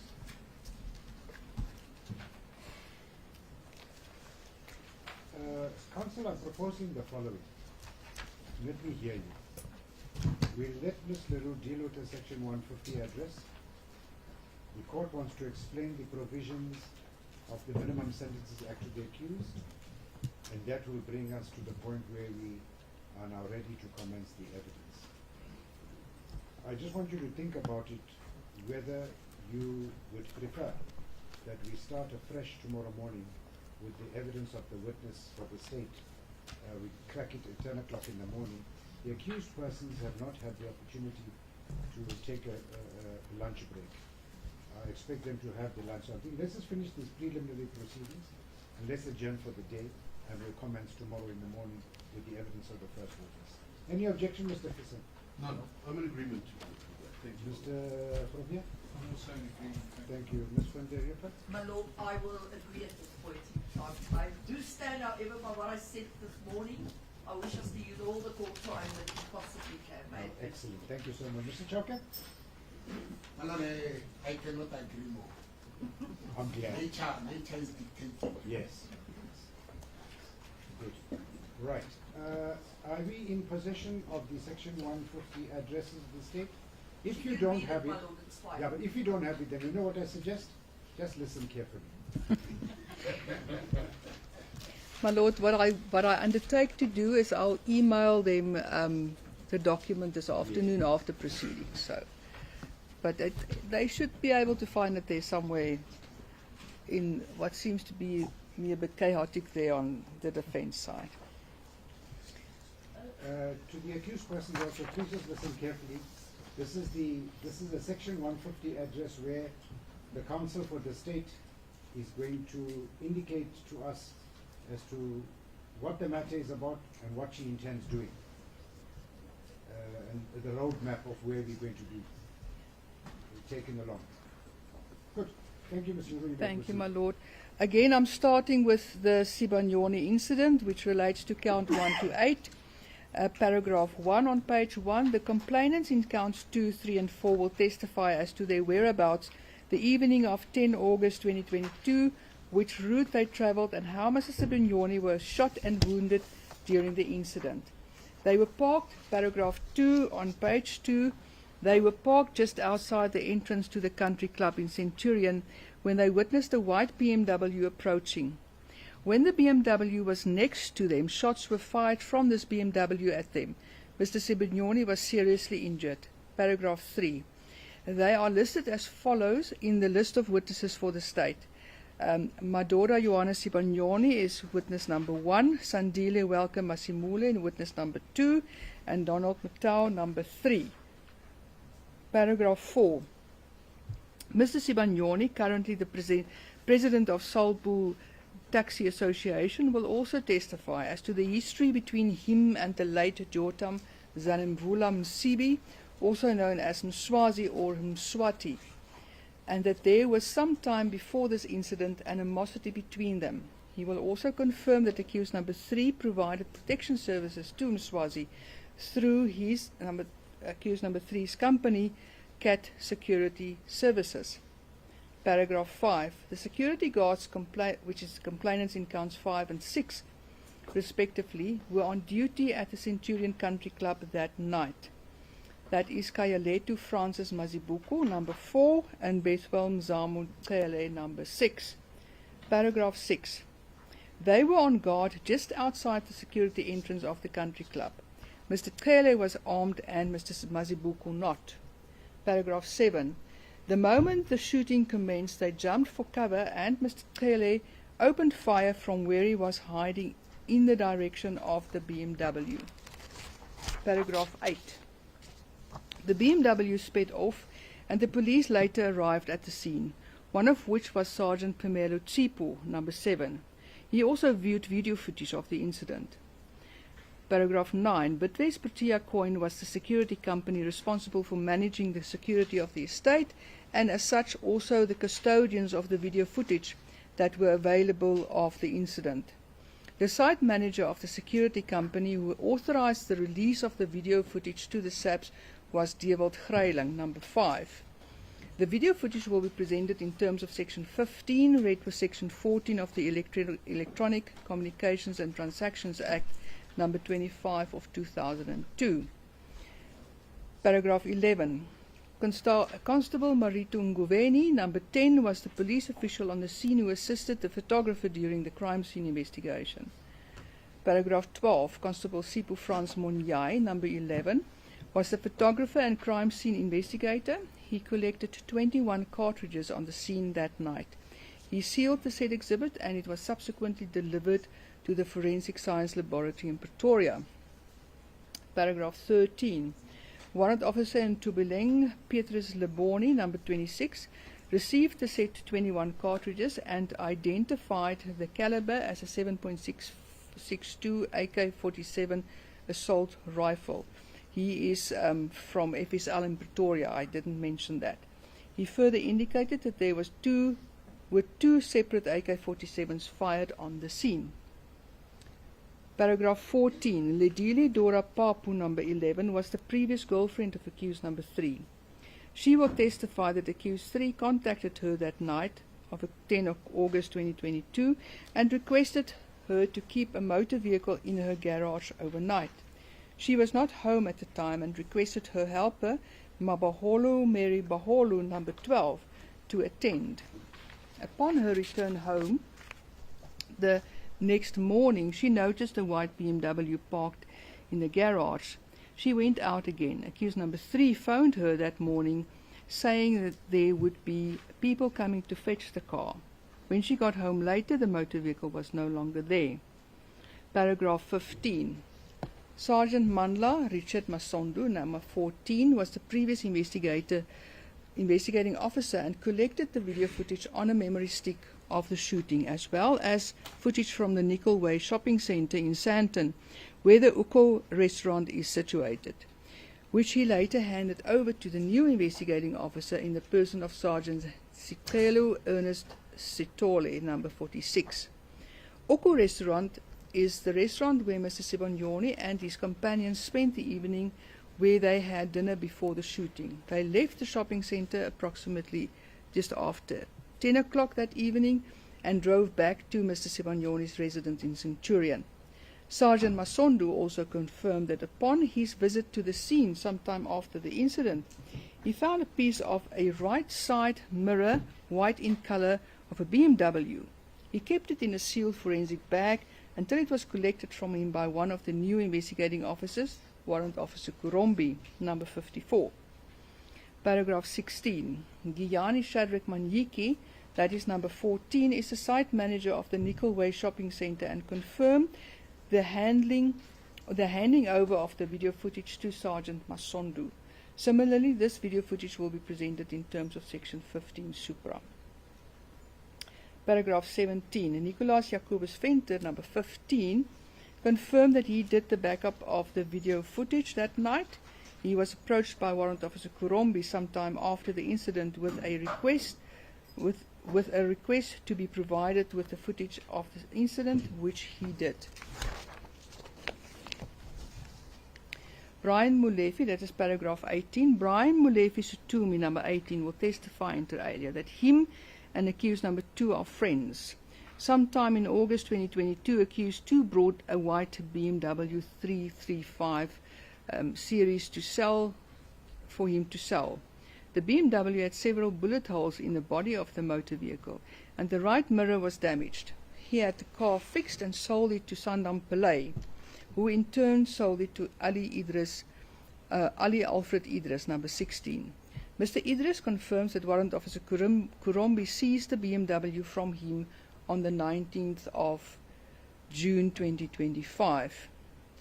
Sergeant W. Mkabele, number 19, will confirm that he received a memory stick from Warrant Officer Kurombi in the SAP 13 exhibit store on the 19th of June 2025. Similarly, Warrant Officer Matsubani Isaac Logodi, number 20, confirms the booking in of the side mirror handed in by Warrant Officer Kurombi. Warrant Officer Kurombi confirms all of the above and that he handed the BMW in at the VISS, that is the Vehicle Investigation Section of the SAPS. The BMW was no longer white in color but wrapped in green. He will also testify to the fact that he removed one of the mirrors from the BMW he had seized and handed that together with the side mirror recovered from the crime scene to FSL for comparison. On the 21st of June, that is paragraph 22, Captain Morisani, number 24, from the ballistic section of the Forensic Science Laboratory, proceeded to the VISS unit, where he found the said BMW. He examined the paintwork and the rest of the body of the motor vehicle, inside and outside. He uncovered several previously repaired bullet holes. He concluded that the BMW was shot at not less than 6 times with a low-velocity firearm. Paragraph 23. Captain Deborah Blondie Mapitso Matlala, number 21, attached to the scientific analysis section of the Forensic Science Laboratory, analyzed the 2 side mirrors referred to above and concluded that they were manufactured in the same batch. Paragraph 24.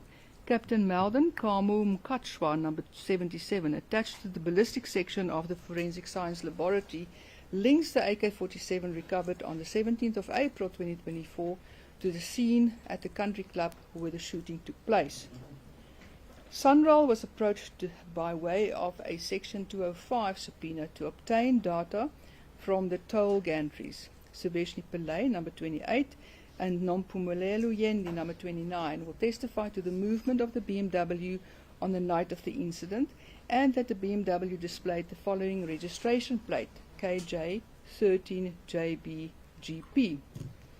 Colonel Maria Susara Magrita Brown, number 23, is attached to crime intelligence and compiled an analysis of the cell phones belonging to Mr. Sibanyoni, accused number 1, 2 and 3, and also Michael Puletau, and accused in another matter. From the cell phone records, she inter alia found that there was intense cell phone communication between the cell phones of accused number 1 and 2, before, during and after the incident. She further placed their cell phones at the Uko restaurant shortly before Mr. Sibanyoni and his friends left on their way home. She also placed their cell phones close to the crime scene at the time of the shooting. Paragraph 27.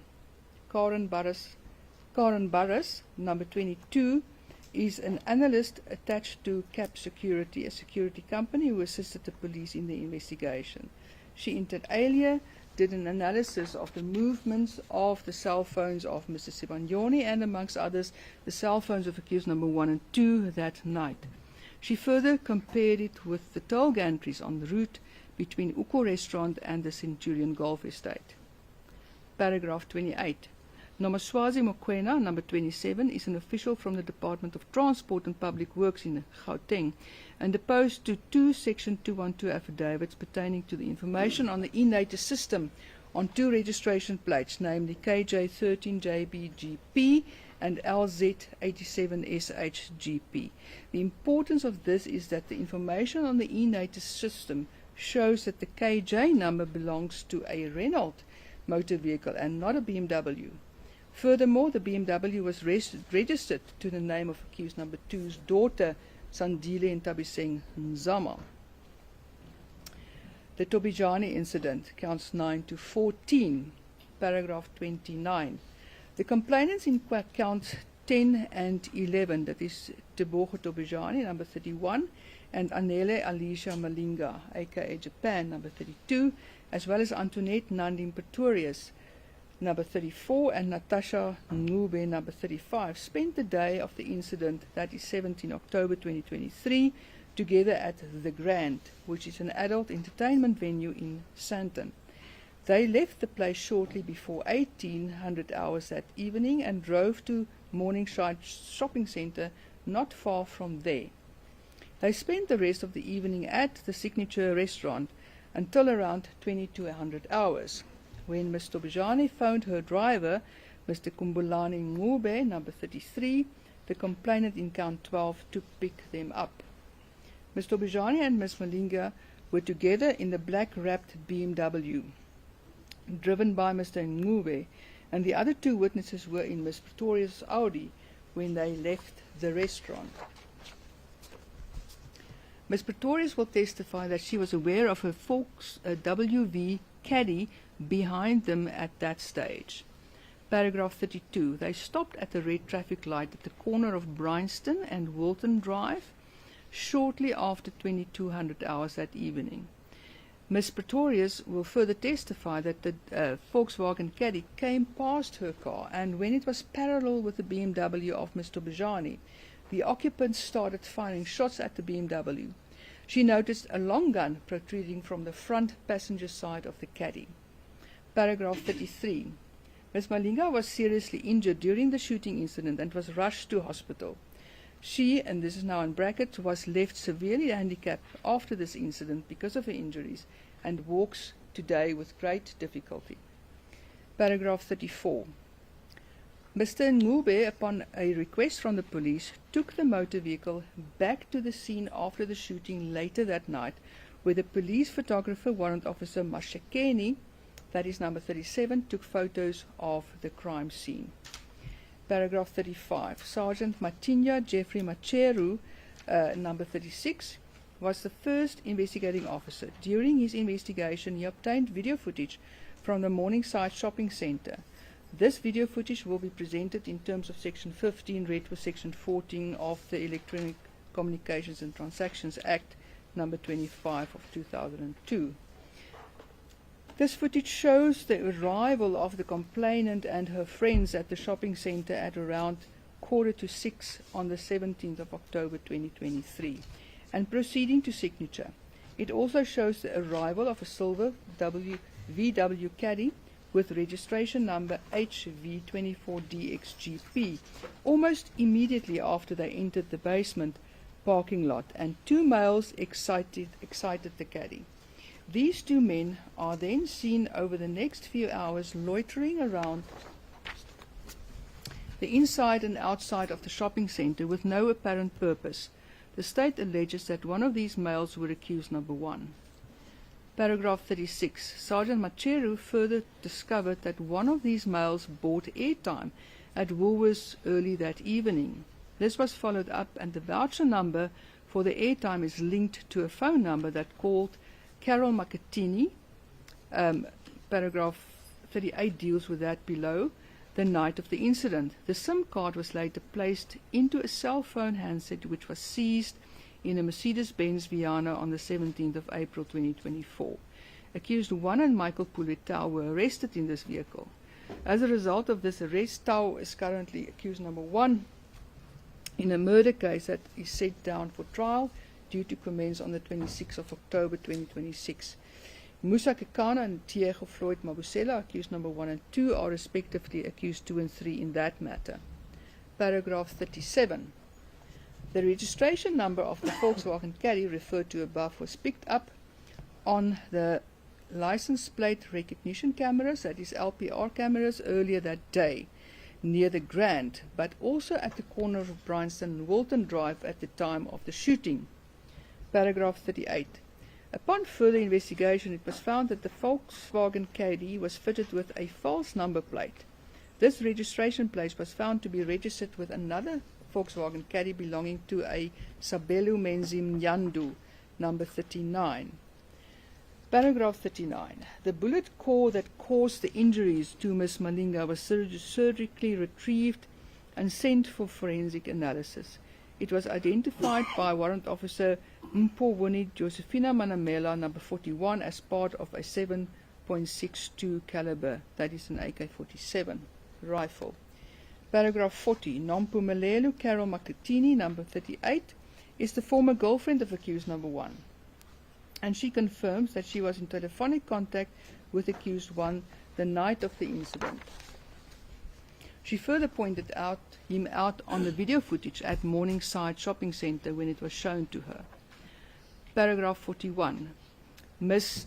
Tobijani made another statement after the incident in which she pointed out that she and accused number 3 were in a relationship sometime before the incident, but that it came to an acrimonious end. She further alleges that she knew incriminating information which could give accused number 3 a motive to kill her. She further states that accused number 4 may also have a motive to do her harm. Paragraph 42. 2 analysts, Colonel Brown and Karen Burris, did an analysis of the cell phones and cell phone numbers belonging to accused number 1 and 2 and places them at the Grand during the time Ms. Tobijani and her friends were there, as well as at Morningside Shopping Centre later that day. Paragraph 43. On the 1st of April 2024, accused number 1 was arrested in an unrelated matter. During his arrest, his cell phone was seized. On the 21st of November 2024, Sergeant Mbele, number 48, booked this phone out from SAP 13 store and handed it over to Colonel Chesi for downloading. I need to just add here, my lord, that the state will present evidence here that Sergeant Mbele also applied then for a search warrant in terms of the Cyber Crimes Act before the downloading commenced. The downloads revealed, amongst other things, communications between accused 1 and 2 the day before the incident as well as on the day of the incident. On the 16th of October 2023, the day before the incident, there was WhatsApp communication between accused number 1 and 2 making reference to the Grand. Paragraph 45. Also on the same day, at 16:27:05, accused number 2 sent a WhatsApp message to accused number 1 that reads as follows. We're going to follow her out and work. Spoke to Majosi, we good. Paragraph 46. At 16:29:51, accused 2 sent a WhatsApp message to accused number 1 that reads as follows. What car will you be using tomorrow? To which accused number 2 answered, VW. Paragraph 47. At 16:39:03, accused 2 sent another message to accused number 1 that translated from slang reads as follows. I wish the matter regarding Tobijani works out. Aish. Accused number 1 responds, Aish, that's me too. Paragraph 48. Further communication on 17 October indicates that accused 1 and 2 were at the Grand at the same time as Tobijani was there. Paragraph 49. Accused 1 and 2 were arrested on the 24th of April and 17 May respectively in this matter. They appeared in court from time to time. The matter was unfortunately withdrawn at some stage due to a delay in the investigation. Paragraph 50. In March 2025, they were placed back on the roll by way of a J175 summons. They are therefore on warning in this matter but in custody on another matter. Paragraph 51. On 14 May 2025, accused 3 was arrested. 52. His bail application commenced in September 2025. This date is significant, which will become apparent in the discussion of the money laundering and fraud charges below. Under the heading then, the Tobijani incident relating to the money laundering and fraud charges, count 15 to 18, paragraph 53.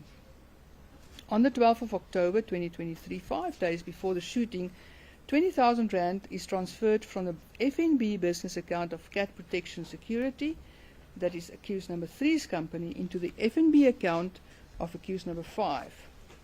She is accused number 2's daughter. And the only director of this company is, and I'll spell that for the record, Matlala Construction and Projects. It's LWANDLELWAKHE. Paragraph 54. 15,000 Rand is then transferred from this account into the FNB account of a company of which accused 2 is the only director, and that is Malzwandile Holdings, I'll spell that also for the record. It's Malzwendile. Paragraph 55. On that day, accused 2 sent a voice note to accused 1 saying the following. My man, and it is still need hay, Ish Musa, while do we not have any work in hand like this, my brother? Let me call Cat, you know, and I ask him, maybe we can force to do something that me, you and Malankani can do together so that you are able to buy that car. Paragraph 56. In the early hours of 18 October 2023, the mother of accused number 2 and grandmother of accused number 5 passed away. The importance of this will become apparent here under. Paragraph 57. On the same day, a further 100,000 rand is paid over into the company account of accused 2's daughter, and in the exact same way as before. Later that day, 50,000 rand is paid over into the account of accused 2. The reference appearing on the bank statements in both instances is Medicare 24. Paragraph 58. On the 20th of May 2025, 5 days after the arrest of accused 3 and some 18 months after the passing of the mother, accused 4 proceeded to the funeral parlour, which handled the funeral for accused 2's mother, and collected a receipt for 70,000 rand. Peter Poko, number 50, is the owner of this funeral parlour, and Rocky Ntong Chabaleng, number 49, is his secretary. Mr. Poko will testify that he instructed Ms. Chabaleng to create this receipt, but he said that he did so under duress and because of phone calls he received prior to this date. Paragraph 59. What is of further importance, is that this receipt was created in a 2025 receipt book and can be found between the dates 16 and 19 May 2025. The date on the receipt was backdated to 26 October 2023. It is expected that the version of accused 2, 3 and 5 will be that the 120,000 rand was a contribution for the medical and funeral expenses of accused 2's mother. Lastly, the Mokobung incident, count 19 to 25, starting there from paragraph 61. On the 29th of January 2024, Austin Sinki Mokobung, aka DJ Vetis, number 74, and his friends Leonard Bushle Masongo, number 75, and Swarelo Tsepiso Pitse, number 76, were at Braai Maestro. Paragraph 62. They left at around 22:30. Mr. Mokobung was at that stage aware of a white Hyundai parked nearby. Paragraph 63. As they were driving along to their destination, about 1 kilometer from Braai Maestro, the I-20 was still following them. Paragraph 64. As they were approaching a traffic light, the occupants of the I-20 started shooting at them. Paragraph 65. Not far from where the shooting started, Mr. Masongo, who was the driver, had to bring the car to a standstill because he was wounded.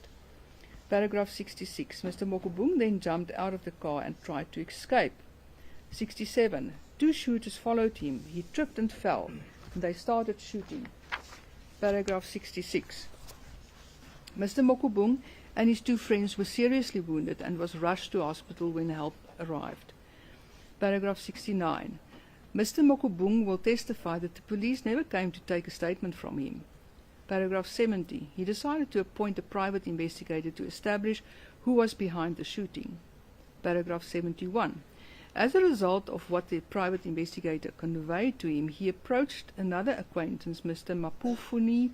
Mufuni Zechariah Mutusi Shlungwani, number 79, to arrange a meeting with accused number 3, who he knew before.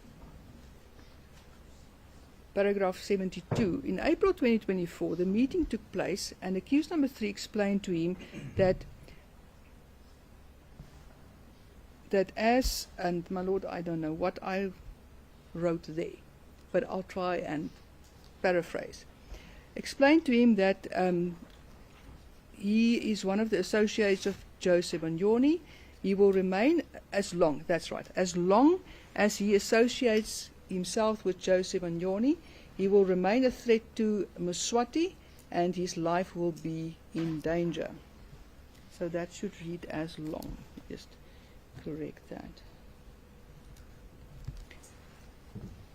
Paragraph 73. A further meeting took place sometime after his first meeting, during which accused number 3 and him had a conversation regarding the attempts on the lives of Tebogo Tobojane and Joseph Anyoni. Paragraph 74. The following is further significant. On the 24th of January 2024, 5 days before the incident, 5 days before the attack on Mr. Mokubung, 10,000 rand was paid over from the business account of accused number 3 to the business account of accused number 5, who in turn paid 4,500 rand over into the business account of accused number 2 in the same fashion as described in the Tobojane incident. And what is significant here, my lord, again, it was only going from one FNB account to the other FNB account to a third FNB account. Paragraph 75. From an analysis of the cell phone data of accused number 1 and 2, their cell phones are placed near Braaimaestro and near the scene of crime on the 29th of January 2024. Paragraph 76. Further, one of the firearms seized at the residence of accused number 1 was also ballistically linked to the crime scene relevant here. Paragraph 77. Significantly, the original police docket curiously disappeared after the incident. When the current team tried to trace the docket because of the firearm linkages with the crime scene, that docket was nowhere to be found, and they had to reconstruct the docket. It was only then, in June 2025, that statements from the complainants were obtained. Now, finally, my lord, I'm going to refer to the arrest of accused number 1 and 2 because it is quite relevant. Paragraph 78. Accused 1 and 2 were arrested on the 17th of April 2025 by Captain Pimi Alfred Segobela, number 86 on the list, and Captain Thomas Tutetsi, number 87, with the assistance of Christian Frederick Shepard, number 88, from a private security company. Paragraph 79. This arrest led the police to accused number 1's address at number 34 Q, 5th Road in Q, Bramley, where a white Hyundai i20 was discovered with 3 firearms in a carry bag behind the driver's seat. The 3 firearms were 1 AK-47 and 2 pistols, and one of which the serial number was scratched out. This pistol was forensically linked to the crime scene in the Mokubung incident. As already stated, the AK-47 was forensically linked to the crime scene in the Sabanyoni incident. Accused 1's fingerprints were also found on the white Hyundai i20. My lord, for ease of reference, I've attached here a little chart that was compiled just showing what was seized on the day in Bramley and how it is linked to the 2 crime scenes. Well, that concludes the summary of the state's case. Of course, I don't allege that it is a complete summary, but at least it's an outline. Right. The accused, we've done the plea proceedings. You've pleaded to the charges. I've had the submissions by counsel, and the state has now read the 150 address. I just want to move on to the next aspect of this matter, where I just want to explain certain matters to you before we start with the evidence. So you would have noted that in respect of the charges of attempted murder, and I'm speaking to those accused, you know which of you have been charged with attempted murder. It's accused number 1, 2, and 3. The state has preferred to charge you with the crimes of attempted murder read together with the provisions of section 51, subsection 1 of Act 105 of 1997, which prescribes in the ordinary course of business the imposition of life imprisonment unless there are truly seen to be substantial and compelling circumstances that may cause a court to deviate in the imposition of the prescribed minimum sentence of life in prison. Then you will find that in terms of the illegal possession of prohibited firearm, the prescribed sentence is 1 of 25 years in the event that you are convicted. Illegal possession of ammunition, the state has preferred to charge you together with the provisions of section 51, subsection 2 of Act 105 of 1997, which prescribes in the ordinary course of business a minimum sentence of 15 years imprisonment unless there are truly seen to be substantial and compelling circumstances that may cause a court to deviate in the imposition of the prescribed minimum sentence of 15 years imprisonment. Then, essentially, the state has indicated the penalty provisions to the accused persons at the time of you pleading. Now, the court believes that it's important and imperative that it explains to you right at the outset of the proceedings the implications that can come your way in the event of a conviction. So what I want to do is be mindful of the fact that from this point onwards, when the state is leading its evidence, it is going to argue at the end of the day that in the event that accused persons are convicted, that the court must now proceed to apply the provisions of the Minimum Sentences Act as well. Now, to that extent, I want to invite the accused persons that I do not want you to sit in the accused dock, relax there, and contemplate life.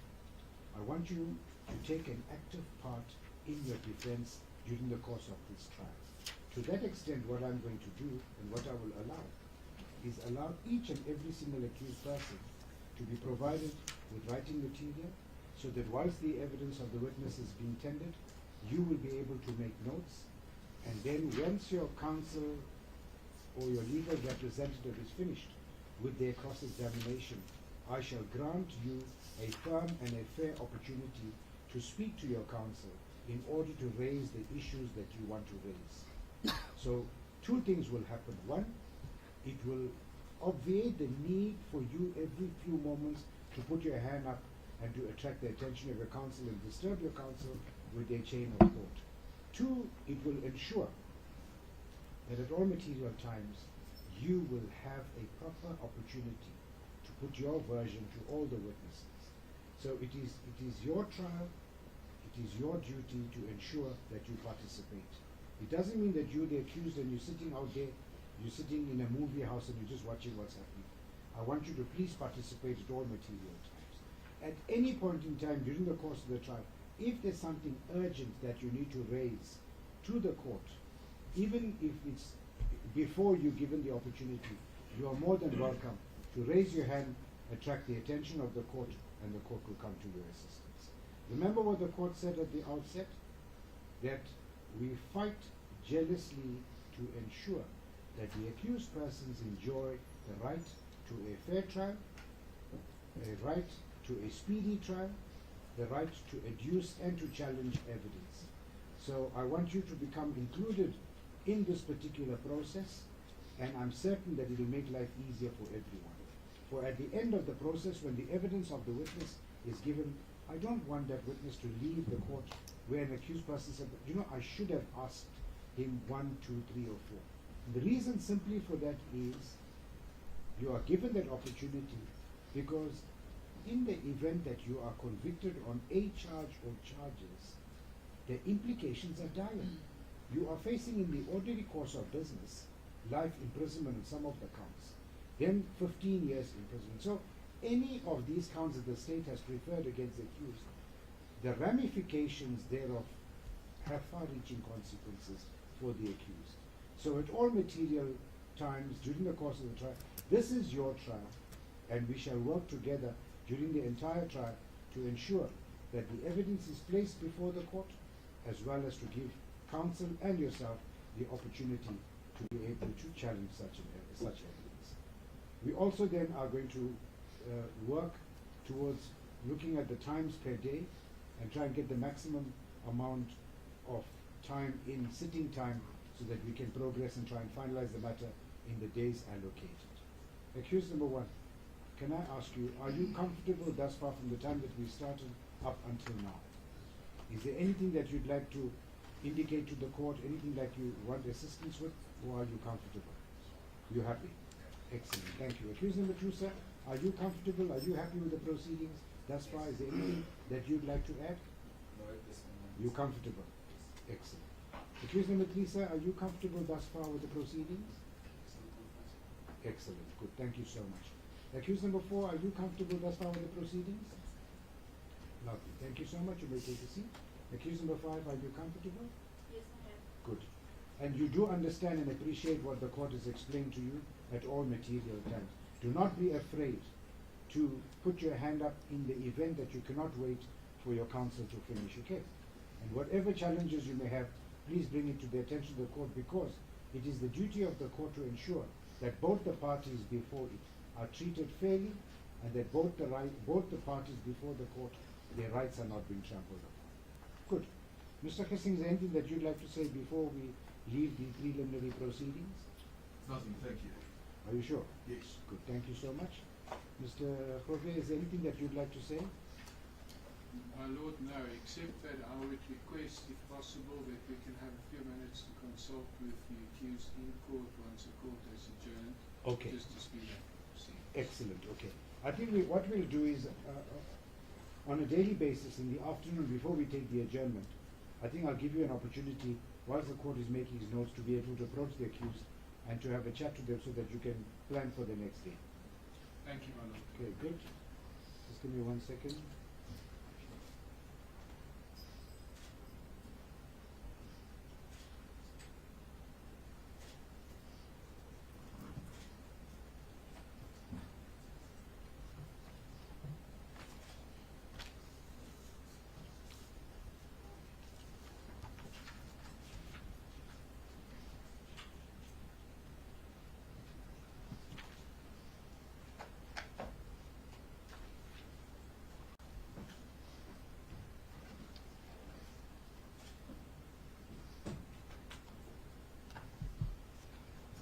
Which one do you have for? Lord, may it please the court. Safe to at this point make the following remark. I noticed that my learned friend's address to you under section 150 exceeds what is permissible under section 150. I will consider my position pertaining to that this afternoon after we have the court adjourned. For the rest, I've got nothing else to add. May it please the court. Thank you so much.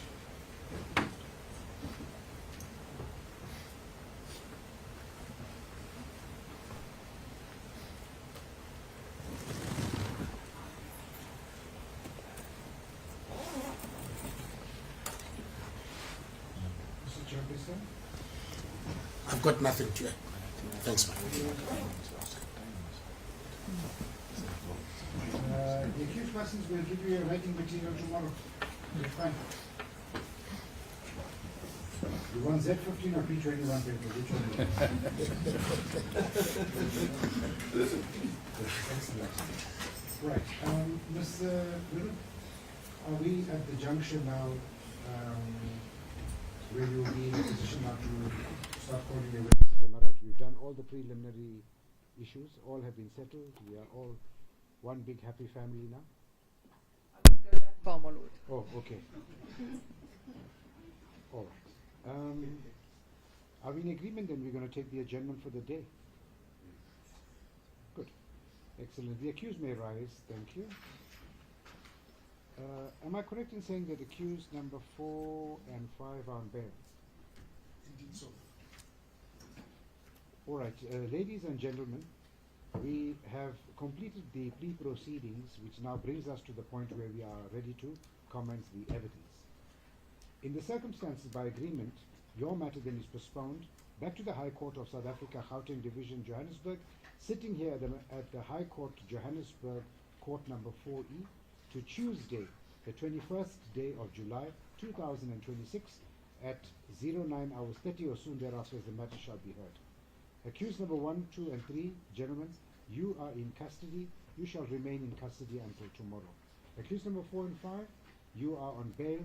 Your bail is extended until tomorrow, the 21st of July 2026. The court has indicated 9:30 or soon thereafter the matter shall be heard, to ensure that the parties are generally here and you are ready to commence at 10 o'clock. So for those counsel that are stressed that I said 9:30, we will start at 10 o'clock in the morning, but 9:30 to make sure that members of the media are here on time and that we are not disrupted before we are starting. Good. Thank you to the accused. We shall see you tomorrow. Thank you so much, counsel. we shall see you tomorrow. Mr. Koke, you want to speak to your clients? I'll wait for you for a few moments, or can we adjourn and we'll still speak to your clients? Yes, thank you. Who's in charge? Who's in charge of removing the accused persons from court? Can you please just do me a favor? Can you please allow the legal representatives a few moments just to have a discussion with their clients, because we're starting the evidence tomorrow and they'd like to obviously know where we're heading to in respect of the matter. Good. Thank you so much. Then the court, having no further order of business, is going to take the adjournment. Thank you. I don't know.